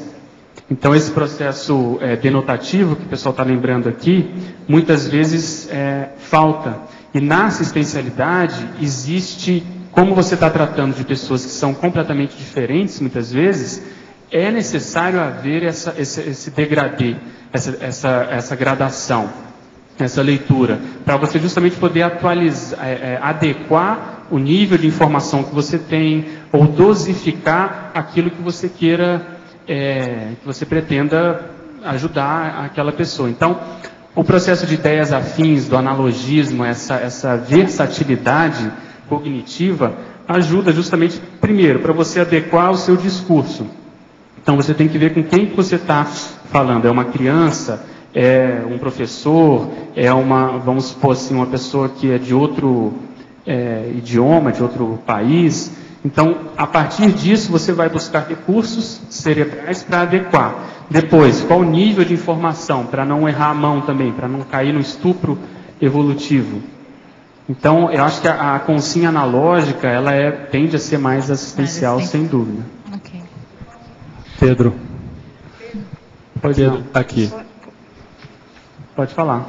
Eu estou no B aqui ao seu lado aqui. Pois não. Gostei muito aqui dos seus 100 exemplos, o esforço de traduzir as neorrealidades em neoconceitos, bem bacana. E eu tenho uma dúvida, Pedro, ali na página 51, em colegiologia, o primeiro tópico lá. Pois não. A segunda e a terceira expressão, você põe o colégio invisível dos parapedagogos e depois o colégio invisível dos polímatas. Parapedagogos está com minúsculo e polímatas com maiúscula. Tem alguma razão especial? Não sei te dizer. Eu tinha visto isso também no início da tertúlia. Fiquei de perguntar para a Adriana, mas a gente entrou numa outra discussão aqui. Eu não saberia te dizer, mas eu reparei nisso. Rosa, Adriana, vocês sabem por quê? Tá. Alguma coisa de revisão, né? Provavelmente. Ali em interaciologia, Pedro, na mesma página, terceira linha, eu não entendi essa interação domínio-fonte concreto, domínio-alvo abstrato, na concepção das analogias metafóricas. Uhum. A ideia foi o seguinte: domínio-fonte concreto é aquilo que a pessoa já tem experiência. Você já tem alguma cognição, já tem alguma vivência em determinado assunto. O alvo é aquilo que você deseja expressar. Muitas vezes, qualquer um de nós, a gente teve uma experiência, vamos colocar assim, uma experiência extrafísica, mais avançada, transcendente, e você vai ter que buscar nesse domínio-fonte que você conhece, possibilidades de tradução em palavras daquela neovivência. Então, esse domínio-alvo é aquela ideia, aquela vivência que você quer traduzir, é o seu objetivo, o seu alvo. Mas você precisa, às vezes, beber nessa fonte daquilo que já existe no seu cérebro. Foi essa a intenção. Essas duas expressões eu tirei em livros de metáfora. Eles usam esses termos, são termos técnicos do pessoal que estuda mais metáfora. Tudo bem? Obrigado. Pedro. Pois não. Aqui no A, na página 50. Pode falar. Página 54, item 662. Item 62? Isso, mini peça lúcida. Você pode falar dessas duas consins? Qual é a ideia? A catraca... mini peça lúcida, consim catraca lúcida, consim molinete. Catraca e molinete, você sabe que são instrumentos, exatamente. A catraca vai parar, vai definir, vai separar. O que é? Não, a catraca, existem vários tipos de catraca, mas ela é uma peça que está dentro de um maquinário maior. Ela faz a sua função, depende do tipo de máquina. O molinete, mesma coisa. No barco existem os molinetes, para você içar a vela, por exemplo. Isso ajuda a diminuir a força que você vai fazer. Então a ideia é para fazer uma analogia com essas peças que aparentemente às vezes são feias, como você comentou, pode dar problema, às vezes tem cheia de, vamos dizer assim, de arestas, mas elas têm a sua função. Elas têm o seu local. Entende? Então, se a gente, nessa analogia, se a gente encontrar a nossa função, por mais diferente que nós sejamos, ou por mais, vamos dizer assim, esquisito que seja a peça, existe uma função que vai ser exercida pelo trafor daquela pessoa, pelo nosso trafor. Então, essa que foi a intenção. Bem interessante. Autoconsciente lúcida, é a qualificação. Para cada um, eu achei o máximo. Parabéns pelo verbete. Obrigado. Estava faltando. Pedro, Luísa aqui no ar, aqui em cima. Pois não. Página 50, na fatologia, na sexta linha de baixo para cima, tem dois itens ali, a autoconfiança intelectual e a autoestima? E a autoestima cognitiva. São duas questões. Primeiro, qual que é a correlação que você fez, que você colocou aqui nesse verbete? Sim. E outra, como é que você vê que a gente pode desenvolver isso? Tá, então, a gente colocou aqui, porque o processo metafórico, pelo menos eu encaro assim, é um processo que deve vir em segundo, terceiro momento. É um processo que, vamos dizer assim, que vem depois. Acho que a gente vai produzindo intelectualmente, e para você se lançar a criar metáforas, criar verpons, criar neologismos, acho que a pessoa tem que ter alguma experiência, só nesse sentido. E para isso você precisa ter essa autoconfiança. E aí, respondendo a sua pergunta, acho que para todos nós desenvolvermos isso, uma das formas mais à mão, para ser bem prático, é escrever verbete. Porque a pessoa vai ter que se superar, tanto do ponto de vista mental somático, como também do ponto de vista organizacional da própria vida, em termos de prioridades, para ela poder apresentar a ideia, para ela poder receber as críticas, para ela poder superar essas etapas, e depois também para ela poder vir aqui e defender o ponto de vista dela. Então, quanto mais nós fizermos isso, eu acho que a pessoa tende a desenvolver essa autoconfiança, porque não é só em função dela, porque ela vai recebendo muitos feedbacks. Como eu estou recebendo aqui hoje, por exemplo, como eu recebi antes nesse processo de revisão, você vai querendo acertar mais, vai eliminando determinados trafares que tendem a se repetir. Então isso vai gerando essa autoconfiança. Então foi essa a própria intenção. Hoje, de manhã mesmo, eu estava conversando com uma pessoa que eu sugeri isso. Falei, por que você não escreve um verbete? Vê uma coisa que você tenha facilidade, experiência, e coloque, porque aí a pessoa começa a ver que não é tão difícil, e eu acho que a partir daí, para ela partir para um artigo, para um livro, há uma chance, há uma tendência dela conseguir mais facilmente. Então, quem não está aproveitando essa oportunidade, eu acho que está marcando gol contra, para usar uma expressão metafórica. Agora, é importante também ela ter uma avaliação realista, né, e racional de como foi o seu verbete e a sua apresentação. Eu estou pensando aqui, a pessoa que não tem autoconfiança, não tem autoestima, ela pode tender a se ver de uma forma depreciativa. E isso acabar... ela pode se vitimizar, mas não interessa, ela defendeu. Então, recentemente até a gente observou isso. Muitas vezes, quem está aqui não é o super especialista da área, mas ele veio e defendeu. E às vezes o super especialista pode até ter criticado, não vem, fica nos bastidores, sei lá o quê. Mas não interessa. Só isso é suficiente para aumentar a autoestima da pessoa. Porque se ela não melhora a autoestima, ela tem outro problema, que é a autovitimização. Entende? Então, eu acho que eliminando isso, a pessoa passando por aqui, e outra coisa, evitando ficar só em porque o primeiro pode gerar mais estresse, pode ter essa ansiedade maior, mas depois a tendência é a pessoa ficar mais afeita ao processo. E se ela insistir, né, vai chegar uma hora que a vitimização não cola mais também. Não cola mais. Lembrando que você comentou, ela ganha de presente, sem querer, a possibilidade de analisar o vídeo depois. Então ela pode observar se ela foi mais ou menos assertiva, mais ou menos cosmoética, mais ou menos didática, e por aí vai. Então a possibilidade de análise dos próprios erros e acertos cresce muito. Então, não usar isso realmente não tem muito sentido. Beleza, obrigado. Pois não. O Antônio está aí, a gente estava com algumas dúvidas ainda. Aqui no Apple.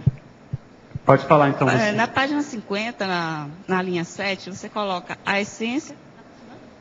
Eu não estou ouvindo, tá? Oi, está ouvindo agora? Sim, Então, na linha 7, você coloca a essência da metáfora científica enquanto compreensão de determinado conceito a partir da relação de semelhança com os outros. Sim. E aqui no antagonismologia, você coloca o antagonismo, romance literário, tratado técnico. Você pode falar um pouquinho sobre esses dois? Posso. Essa relação aqui? Sim, então vou repetir aqui, a essência da metáfora científica enquanto compreensão de determinado conceito a partir da relação de semelhança com os outros.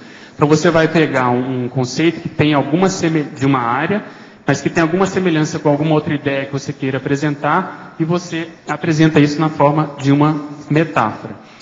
Como nós estamos falando de conceito, de ideias, de verpons, é um processo científico, tem um objetivo. E respondendo a sua pergunta, no processo artístico, normalmente o que se visa é aumentar, às vezes, a expressividade, a beleza da apresentação. de uma determinada ideia, o processo emocional, o processo emotivo. Então, tudo isso são diferenças óbvias entre o processo da metáfora artística, que existe e tem o seu valor, mas quando você vai colocar o processo tarístico, interassistencial, fica muito pequeno em função do processo científico. Por isso a gente colocou esse antagonismo entre o tratado técnico e o processo do livro, do romance, né? Do livro artístico.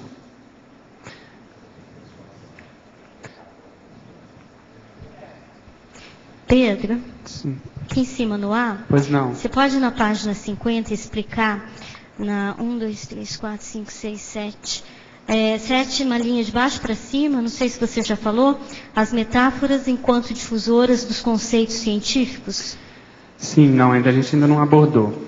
Então, a ideia é que uma das funções da metáfora, quando você utiliza esse recurso no processo de ciência, é você diminuir o gap entre o cientista técnico e o público teoricamente leigo. Então, as metáforas têm essa função. Então, quando a gente colocou isso, a gente tinha isso em mente, as metáforas enquanto difusoras dos conceitos científicos. Então, a gente comentou aqui da genética, o código genético. Existem várias expressões técnicas que muitas vezes caem no domínio popular e ajudam a diminuir esse gap. Entende? Então, foi essa a intenção. Okay, na divulgação então, científica. Ela funciona mais nos textos de divulgação científica do que nos textos de proposição teórica? Eu não sei se mais, eu sei que elas funcionam, mas eu sei também que nos textos teóricos eles às vezes precisam utilizar disso. Eu estou lembrando aqui da história do átomo. Quem é da área pode me ajudar, mas eu lembro que eu estudei vários modelos que várias personalidades propuseram do modelo atômico. Então tinha uma que era um processo de um pudim com as ameixas, e ali eram os elétrons. Depois tem aquele das órbitas em volta de um núcleo, que é o processo do sistema solar, que tem uma analogia com o sistema solar. Então, se você estudar só a história da ciência nesse aspecto, você vai ver, não se sabia o que era o processo atômico, mas se inferiu, se utilizou desse processo metafórico. Outra coisa, a gente comentou aí o processo da imagem, da imagética. Muitas vezes nós precisamos utilizar tanto a imaginação como o processo da imagem na questão da metáfora. Ontem a Cris estava me lembrando do Kekulé, quando ele sonhou com uma cobra mordendo o próprio rabo, que é um processo de imagem, ele associou a molécula do benzeno, que na realidade, é um processo metafórico da cobra lá, do uróboro, para o processo científico da molécula do benzeno. Então você, muitas vezes, utiliza, não só a pessoa, mas às vezes os próprios amparadores, utilizam desses recursos pictográficos para ajudar na tradução daquela informação. E aí vai entrar muito como que o próprio sensitivo, o próprio pesquisador funciona. Se ele é mais de imagem, se ele é mais de ideias, se ele trabalha mais com palavras e entre os idiomas também dentro disso. Ok, ficou claro. Obrigada. Posso ser eu agora? Pois não. Você é bem-vindo. Estava eu tranquilamente em casa, assistindo a tertúlia. Foi evocado. No meu turno mental somático.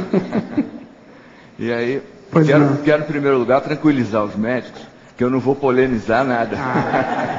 Que bom.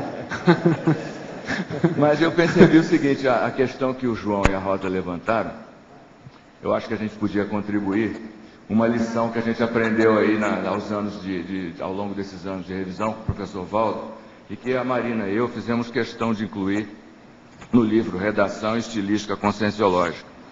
Lá na página 138, a gente escreve assim: é importante enfatizar a condição de abertismo consciencial e neofilia, própria à elaboração de verpons conscienciológicos.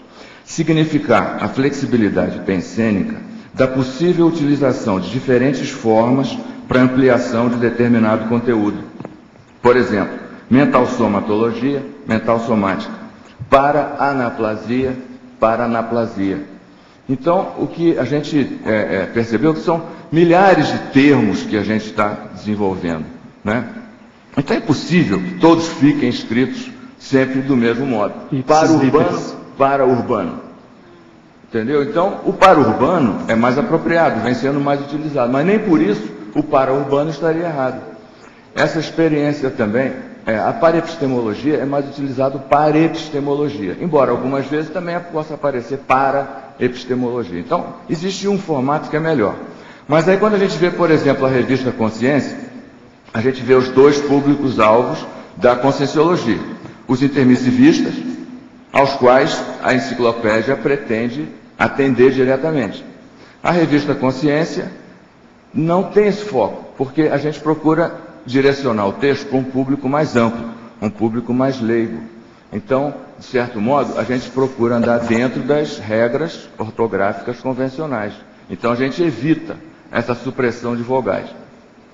Então, é muito difícil que a gente fique 100% dentro de uma linha, mas que a gente tenha essa flexibilidade, que a gente não seja binário, sim ou não, errado ou certo, mas que a gente saiba que existem formas diferentes de expressar as mesmas ideias.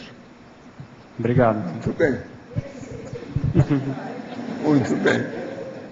Muchas gracias. Pedro. Pois não? Aqui, Luis. Na página 51, em efeitologia, dos itens. O primeiro, o efeito surpresa de las verbons, e depois na segunda linha, o efeito retrocognitivo das palavras. O efeito surpresa, a gente comentou no início o seguinte, que as metáforas, muitas vezes, dependendo de quais são priorizadas, quais palavras são priorizadas, elas trazem em si um efeito curioso, um efeito que faz com que o leitor queira saber mais. Então, eu acho que eu citei aqui a voliciolina, que é uma palavra nova, que representa a gasolina da vontade, existe um verbete sobre isso. Então, quando você ou as pessoas, pela primeira vez, tiveram contato com esse conceito, pode ter gerado esse efeito surpresa. Mas o que será que significa isso? Então, é curioso. E você perguntou também do efeito retrocognitivo das palavras. Até certo ponto é um paradoxo, porque as palavras são neutras, em princípio. Mas se a gente for analisar mais aprofundadamente, elas têm um holopensene. E dependendo de como esse holopensene se encaixa no holopensene pessoal, ou seja, no nosso dicionário cerebral, nas nossas vivências, na nossa história evolutiva, determinado conceito, determinada palavra pode ser a principal responsável por a pessoa evocar determinada lembrança do passado. Entende? Então isso é muito curioso quando nós estudamos, por exemplo, o processo de história das palavras. Eu lembro que a professora Mabel apresentou aqui o verbete etimologia e a gente discutiu um pouco isso. Então existem determinadas palavras, vamos supor que a gente tenha lidado, estudado e debatido determinado conceito de modo muito intenso, de modo muito profundo no passado. Ao retomar esse conceito, vamos colocar até, lembrando que o Arlindo é uma escola filosófica. A pessoa debateu muito com determinada ideia dentro de uma escola filosófica. Ao entrar em contato de novo com aquele conceito-chave daquela escola filosófica, há uma tendência disso gerar reverberação na própria pessoa. Então, do mesmo modo, a gente coloca isso para o auto-revezamento. Então, como será que vai ser, por exemplo, o Losch, na próxima vida, quando ele der de cara com o conceito de proex? Isso vai gerar algum efeito holossomático ou mnemônico. Da mesma modo com todos nós. Então, dependendo da área que nós fixarmos mais no processo cognitivo dentro da conscienciologia, isso tende a ser mais potencializado. Então, foi esse raciocínio que a gente fez. Nós temos certeza que o Losch nunca mais vai ser lagartixa. Isso já está montado. Isso é só nessa vida. Pois é. Agora aqui, existe a possibilidade do EV acontecer antes no fronto chakra para depois se estender ao longo do corpo? Sim, existe. Isso é possível. Pedro. Pois não. Na parafatologia, você ressalta ali a questão na quinta linha, os nicknames dos amparadores extrafísicos. Sim. Nesse caso, o professor Walter também, a principal função desses nicknames seria você criar uma proximidade maior com o amparador. Muitas vezes há o nome dele real e é utilizado o nickname, como é que vocês trabalham com isso, né? O que eu acho, existem uma série de objetivos, a gente até andou comentando, não sei se você estava aí. Eu cheguei depois. O primeiro é um processo de função. Então se procura ver a função daquele amparador, que tem relação com o mega trafor dele, com o processo também de, vamos dizer assim, de rapport, de acolhimento, de proximidade. E além disso, você poder falar nessas personalidades sem estar evocando o tempo todo. Porque se você usa o nome real, nome próprio, nome da última vida, há uma tendência de se fazer a autoevocação, ou a evocação daquela história. Então, eu penso mais ou menos assim, mas seria bom o professor Valdo complementar aí. Não, a situação é mais ou menos isso aí. Agora, o que eu vejo é o seguinte, a personalidade, ela não muda com facilidade. Ela continua do jeito que é. Então, é muito importante nós nos atermos a alguma, vamos dizer, um indício, a um traço, sabe? Alguma coisa que a pessoa tem que fixa para ser diferente dos outros. Gente, você já pensar que só aqui na Cognovos nós temos 630 pessoas diferentes. Como é que você fixa cada pessoa dessa? E outra coisa, quanta coisa a gente precisa estudar. Tem certos traços que eu ainda não conheço de vocês, eu desejaria conhecer, para ajudar até a gente na enciclopédia. Por exemplo, o Luiz lá, eu descobri que ele é bom na questão de português, eu queria dar para ele, oportunamente, um serviço para ele, entendendo? Umas tarefas. Eu pago bem. Você está entendendo? Você é bom. Por uma coisinha lá que você andou estudando, eu vi que você tem noção do processo da língua portuguesa. Agora, então, veja, só dentro da língua portuguesa, quanta coisa a gente não precisa saber hoje. Então, caracteriza bem as pessoas hoje, com quem você vive. Eu acho importantíssimo. Eu acho que aqui ainda tem muito traço e potencial, e vamos dizer, verdadeira genialidade ociosas. Isso é terrível. Eu desejaria saber mais de vocês para chatear vocês. Você está entendendo? Assim, ó, você não está usando isso. Por exemplo, o Luiz lá, eu não sei se ele está usando bem a capacidade do domínio do idioma lusitano. Sim. Eu não sei. Dentro da perfilologia. Você acha que você domina bem isso? Está comentando aí, acho uma atividade que a gente podia pensar, de repente, a Apex com a Conscius, a gente fazer um levantamento com as pessoas aqui, ver o que você gostaria que ressaltasse, para a gente fazer um levantamento de todo mundo. Eu desejaria de ver todo mundo que é bom revisor aqui, que entenda bem do processo de revisão. Você está entendendo? Porque se nós pegarmos quem revisa, você fica sabendo tudo da pessoa. Ela se mostra, né? A revisão não tem jeito da pessoa se esconder. Por exemplo, o caso do Luiz foi justamente o processo de revisão. E outra coisa, a revisão mostra o nível mental somático da pessoa no tapa.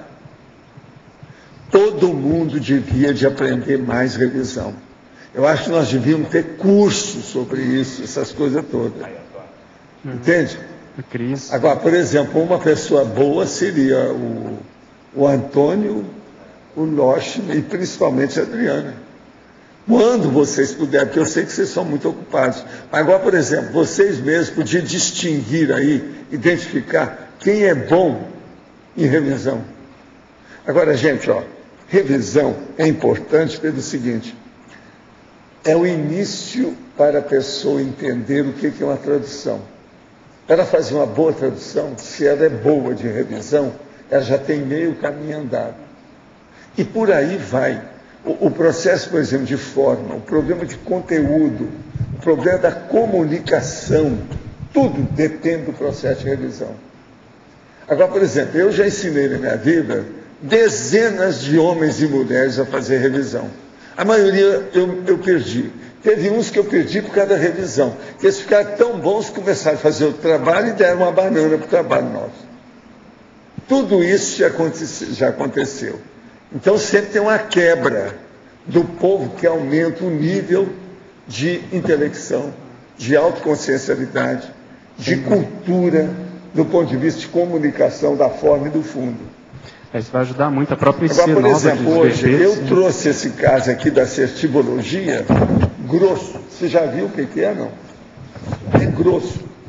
Está precisando trabalhar em tudo. Já trabalhei aqui com a turma antes para ver o que é. Vou fazer, possivelmente aqui, em 2 páginas, umas 50 revisões ao todo.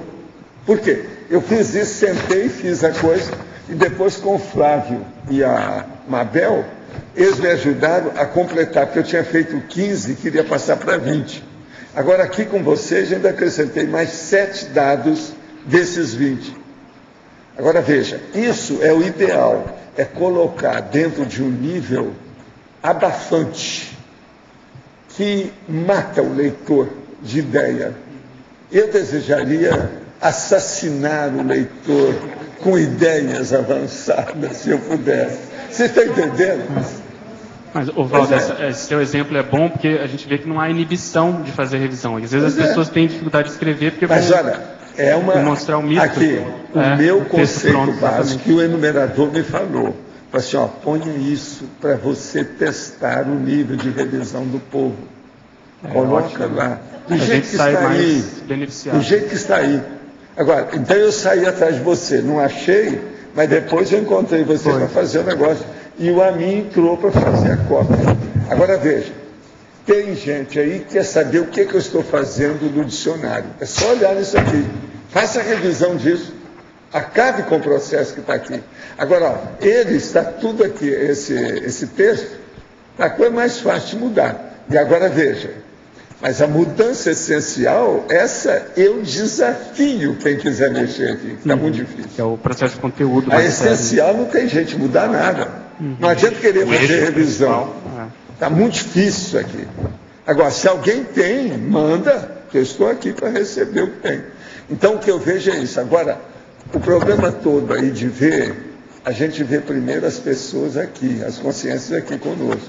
E depois você pensa no resto. Aí vem os processos de amparador, evoluciólogo, o processo das identidades extras, o problema do seu círculo, vamos dizer, o paracírculo de relações extrafísicas. Isso tudo vem. Mas agora, nós temos que começar a pensar no povo nosso aqui. Por quê?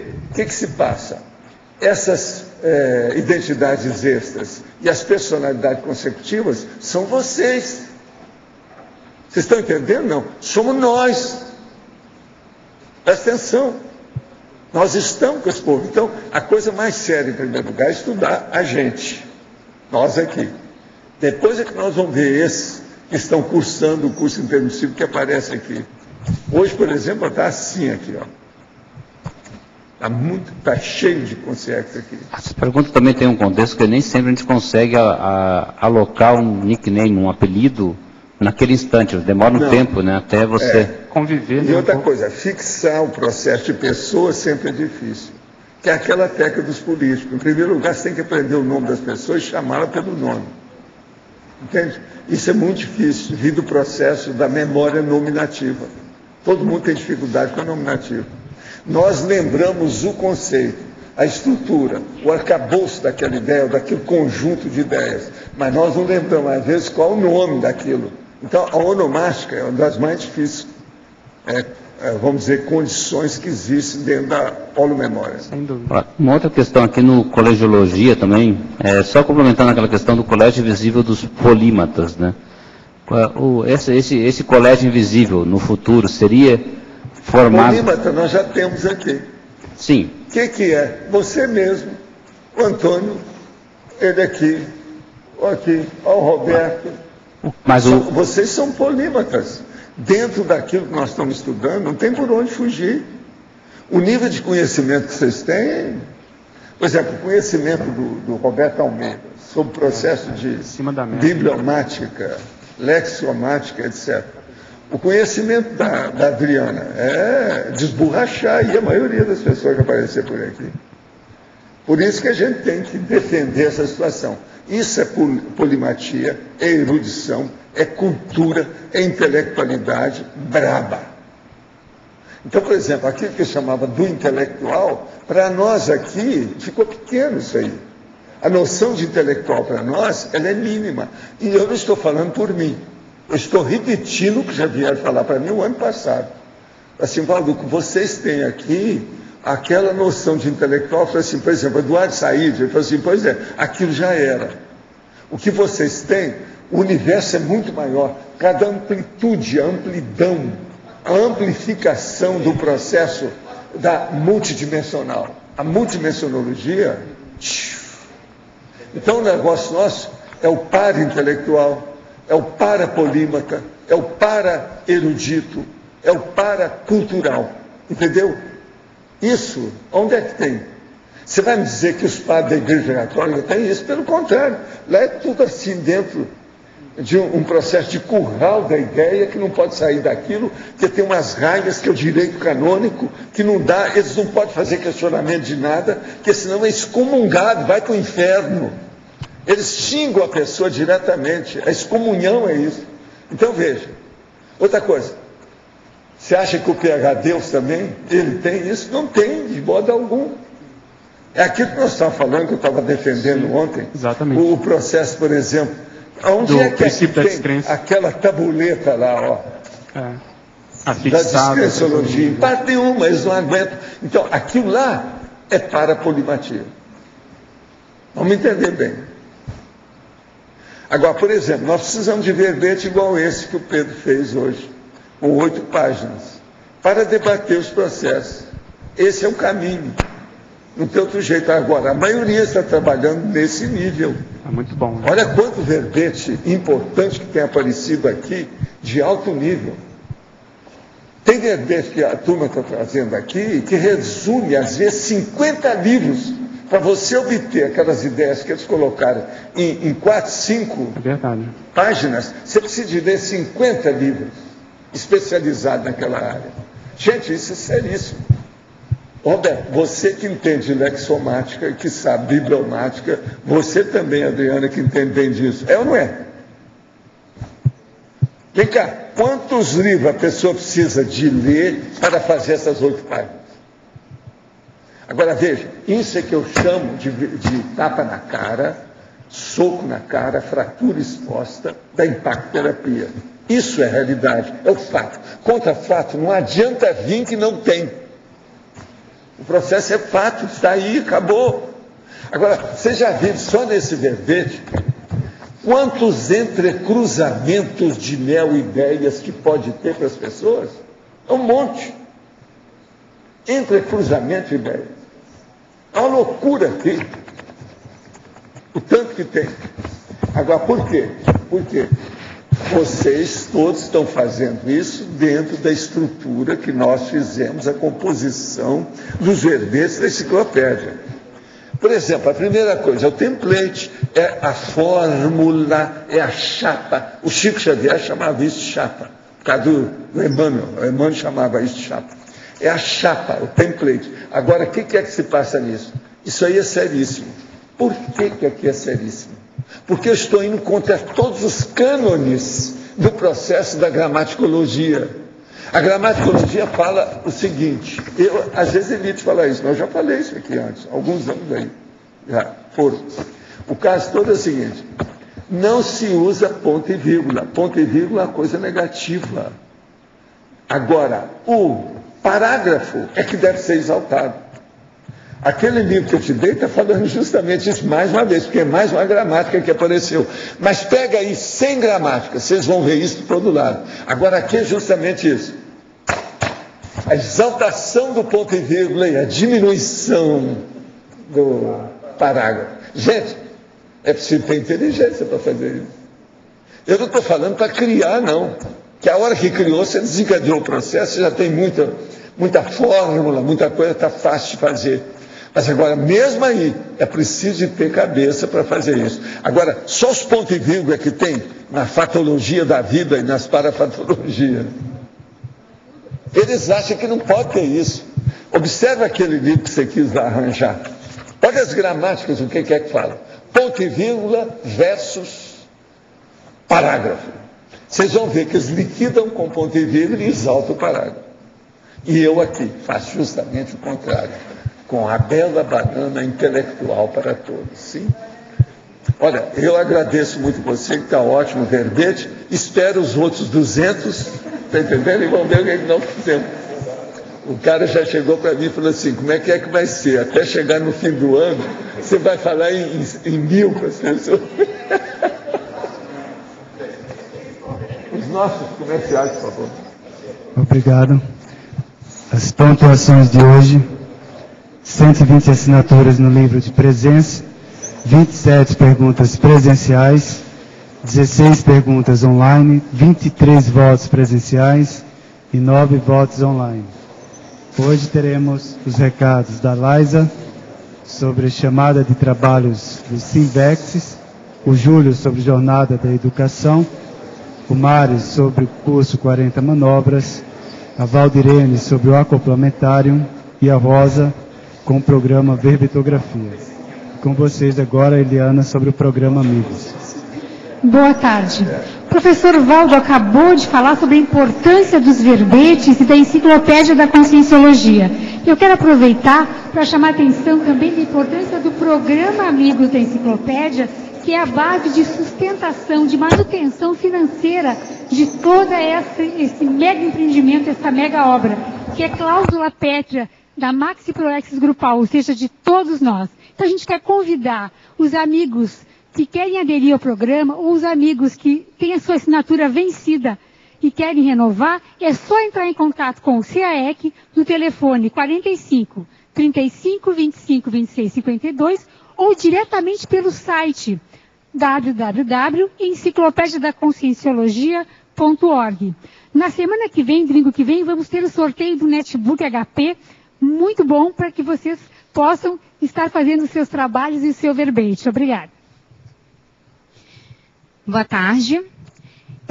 A Sinvex faz um convite especial aos pesquisadores da Conscienciologia e invexólogos a enviarem os trabalhos, suas pesquisas pessoais, para o 10º Sinvex, que ocorrerá de 16 a 19 de julho de 2012, no campus Discernimento. Nós destacamos que o Sinvex é o primeiro congresso da Conscienciologia a chegar à 10ª edição, então é um momento histórico na Conscienciologia e nós gostaríamos de convidar a todos para esse evento. O mater pensene da edição deste congresso é o Max Planejamento Invexológico, que consiste na planificação técnica máxima mental somática, fundamentada pelo paradigma consciencial, realizada pela Consim para a vida atual, estabelecendo metas e meios factíveis a curto, médio e longo prazo, objetivando a retilinearidade na realização da programação existencial. Na chamada de trabalhos, que está disponível no site asinvexes.org, são sugeridos alguns temas: planejamento de vida, Max Planejamento na Invex e na Resexes, estrutura do Max Planejamento, variáveis do Max Planejamento, fases do Max Planejamento preparatória, aquisitiva e executiva distributiva, invexograma, Max Proexis Grupal e Max Planejamento, Max Planejamento e Instituição Conscienciocêntrica, técnicas otimizadoras do Max Planejamento, identificação das diretrizes do Max Planejamento, dentre outros temas. O prazo de envio para os trabalhos é 11 de dezembro de 2011, uma data fácil de ser gravada, porque é o mesmo dia da prova da Conscienciologia. Então, convidamos a todos a enviarem suas pesquisas para o 10º Sinvex. Obrigada.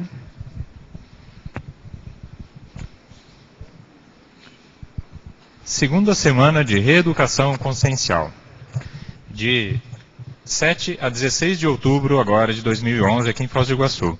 A programação da semana ela começa com a jornada de educação conscienciológica, depois há uma série de cursos, alguns deles simultâneos, especialmente voltados para o público docente, para os professores e professorandos de conscienciologia. E depois a semana termina com o 2º Congresso Internacional de Veponologia. Dentre esses eventos, dentre esses cursos que vão acontecer durante a semana, eu gostaria de destacar o do dia 12 de outubro, que é quarta-feira, feriado, que é o Profilaxia das Abordagens Dogmáticas, com o professor Marcelo da Luz e o professor William Klein. Eu tive acesso ao material, a parte do material que eles vão usar no curso, e tem, por exemplo, 27 abordagens ainda dogmáticas ou ainda resquícios de posturas religiosas que o professor Marcelo tem identificado nos discursos dos professores de Conscienciologia. O desafio agora é discutir essas questões, identificar quais delas cada um dos professores ainda tem e procurar eliminar essas posturas. Ok? É um desafio e tanto aí para os professores de Conscienciologia. Esse curso, então, 12 de outubro, no meio da Semana de Reeducação Consciencial. Obrigado. Convido a todos a participarem do 40 Manobras Energéticas, que irá ser realizado no dia 22, 23, 24 e 25 de setembro, semana que vem. Contamos com a presença de todos. Com maiores informações na Secretaria do SEAEC. Obrigado.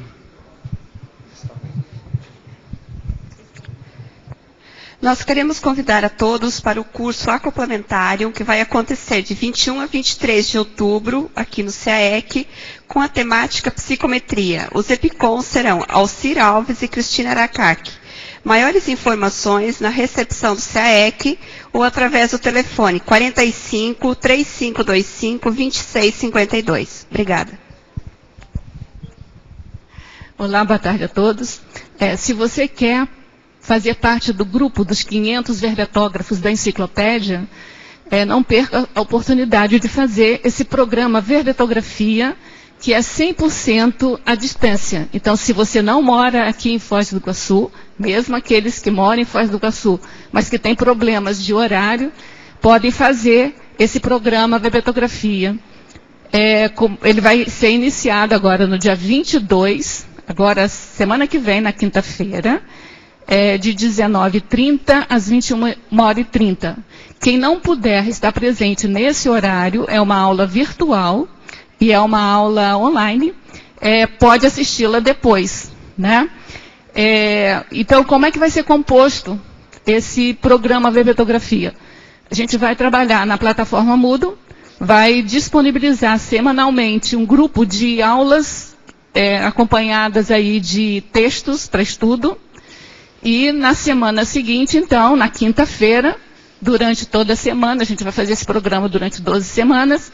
Então, a cada quinta-feira, a gente vai estar online, tirando todas as dúvidas que, porventura, tenham surgido na semana de estudo de vocês.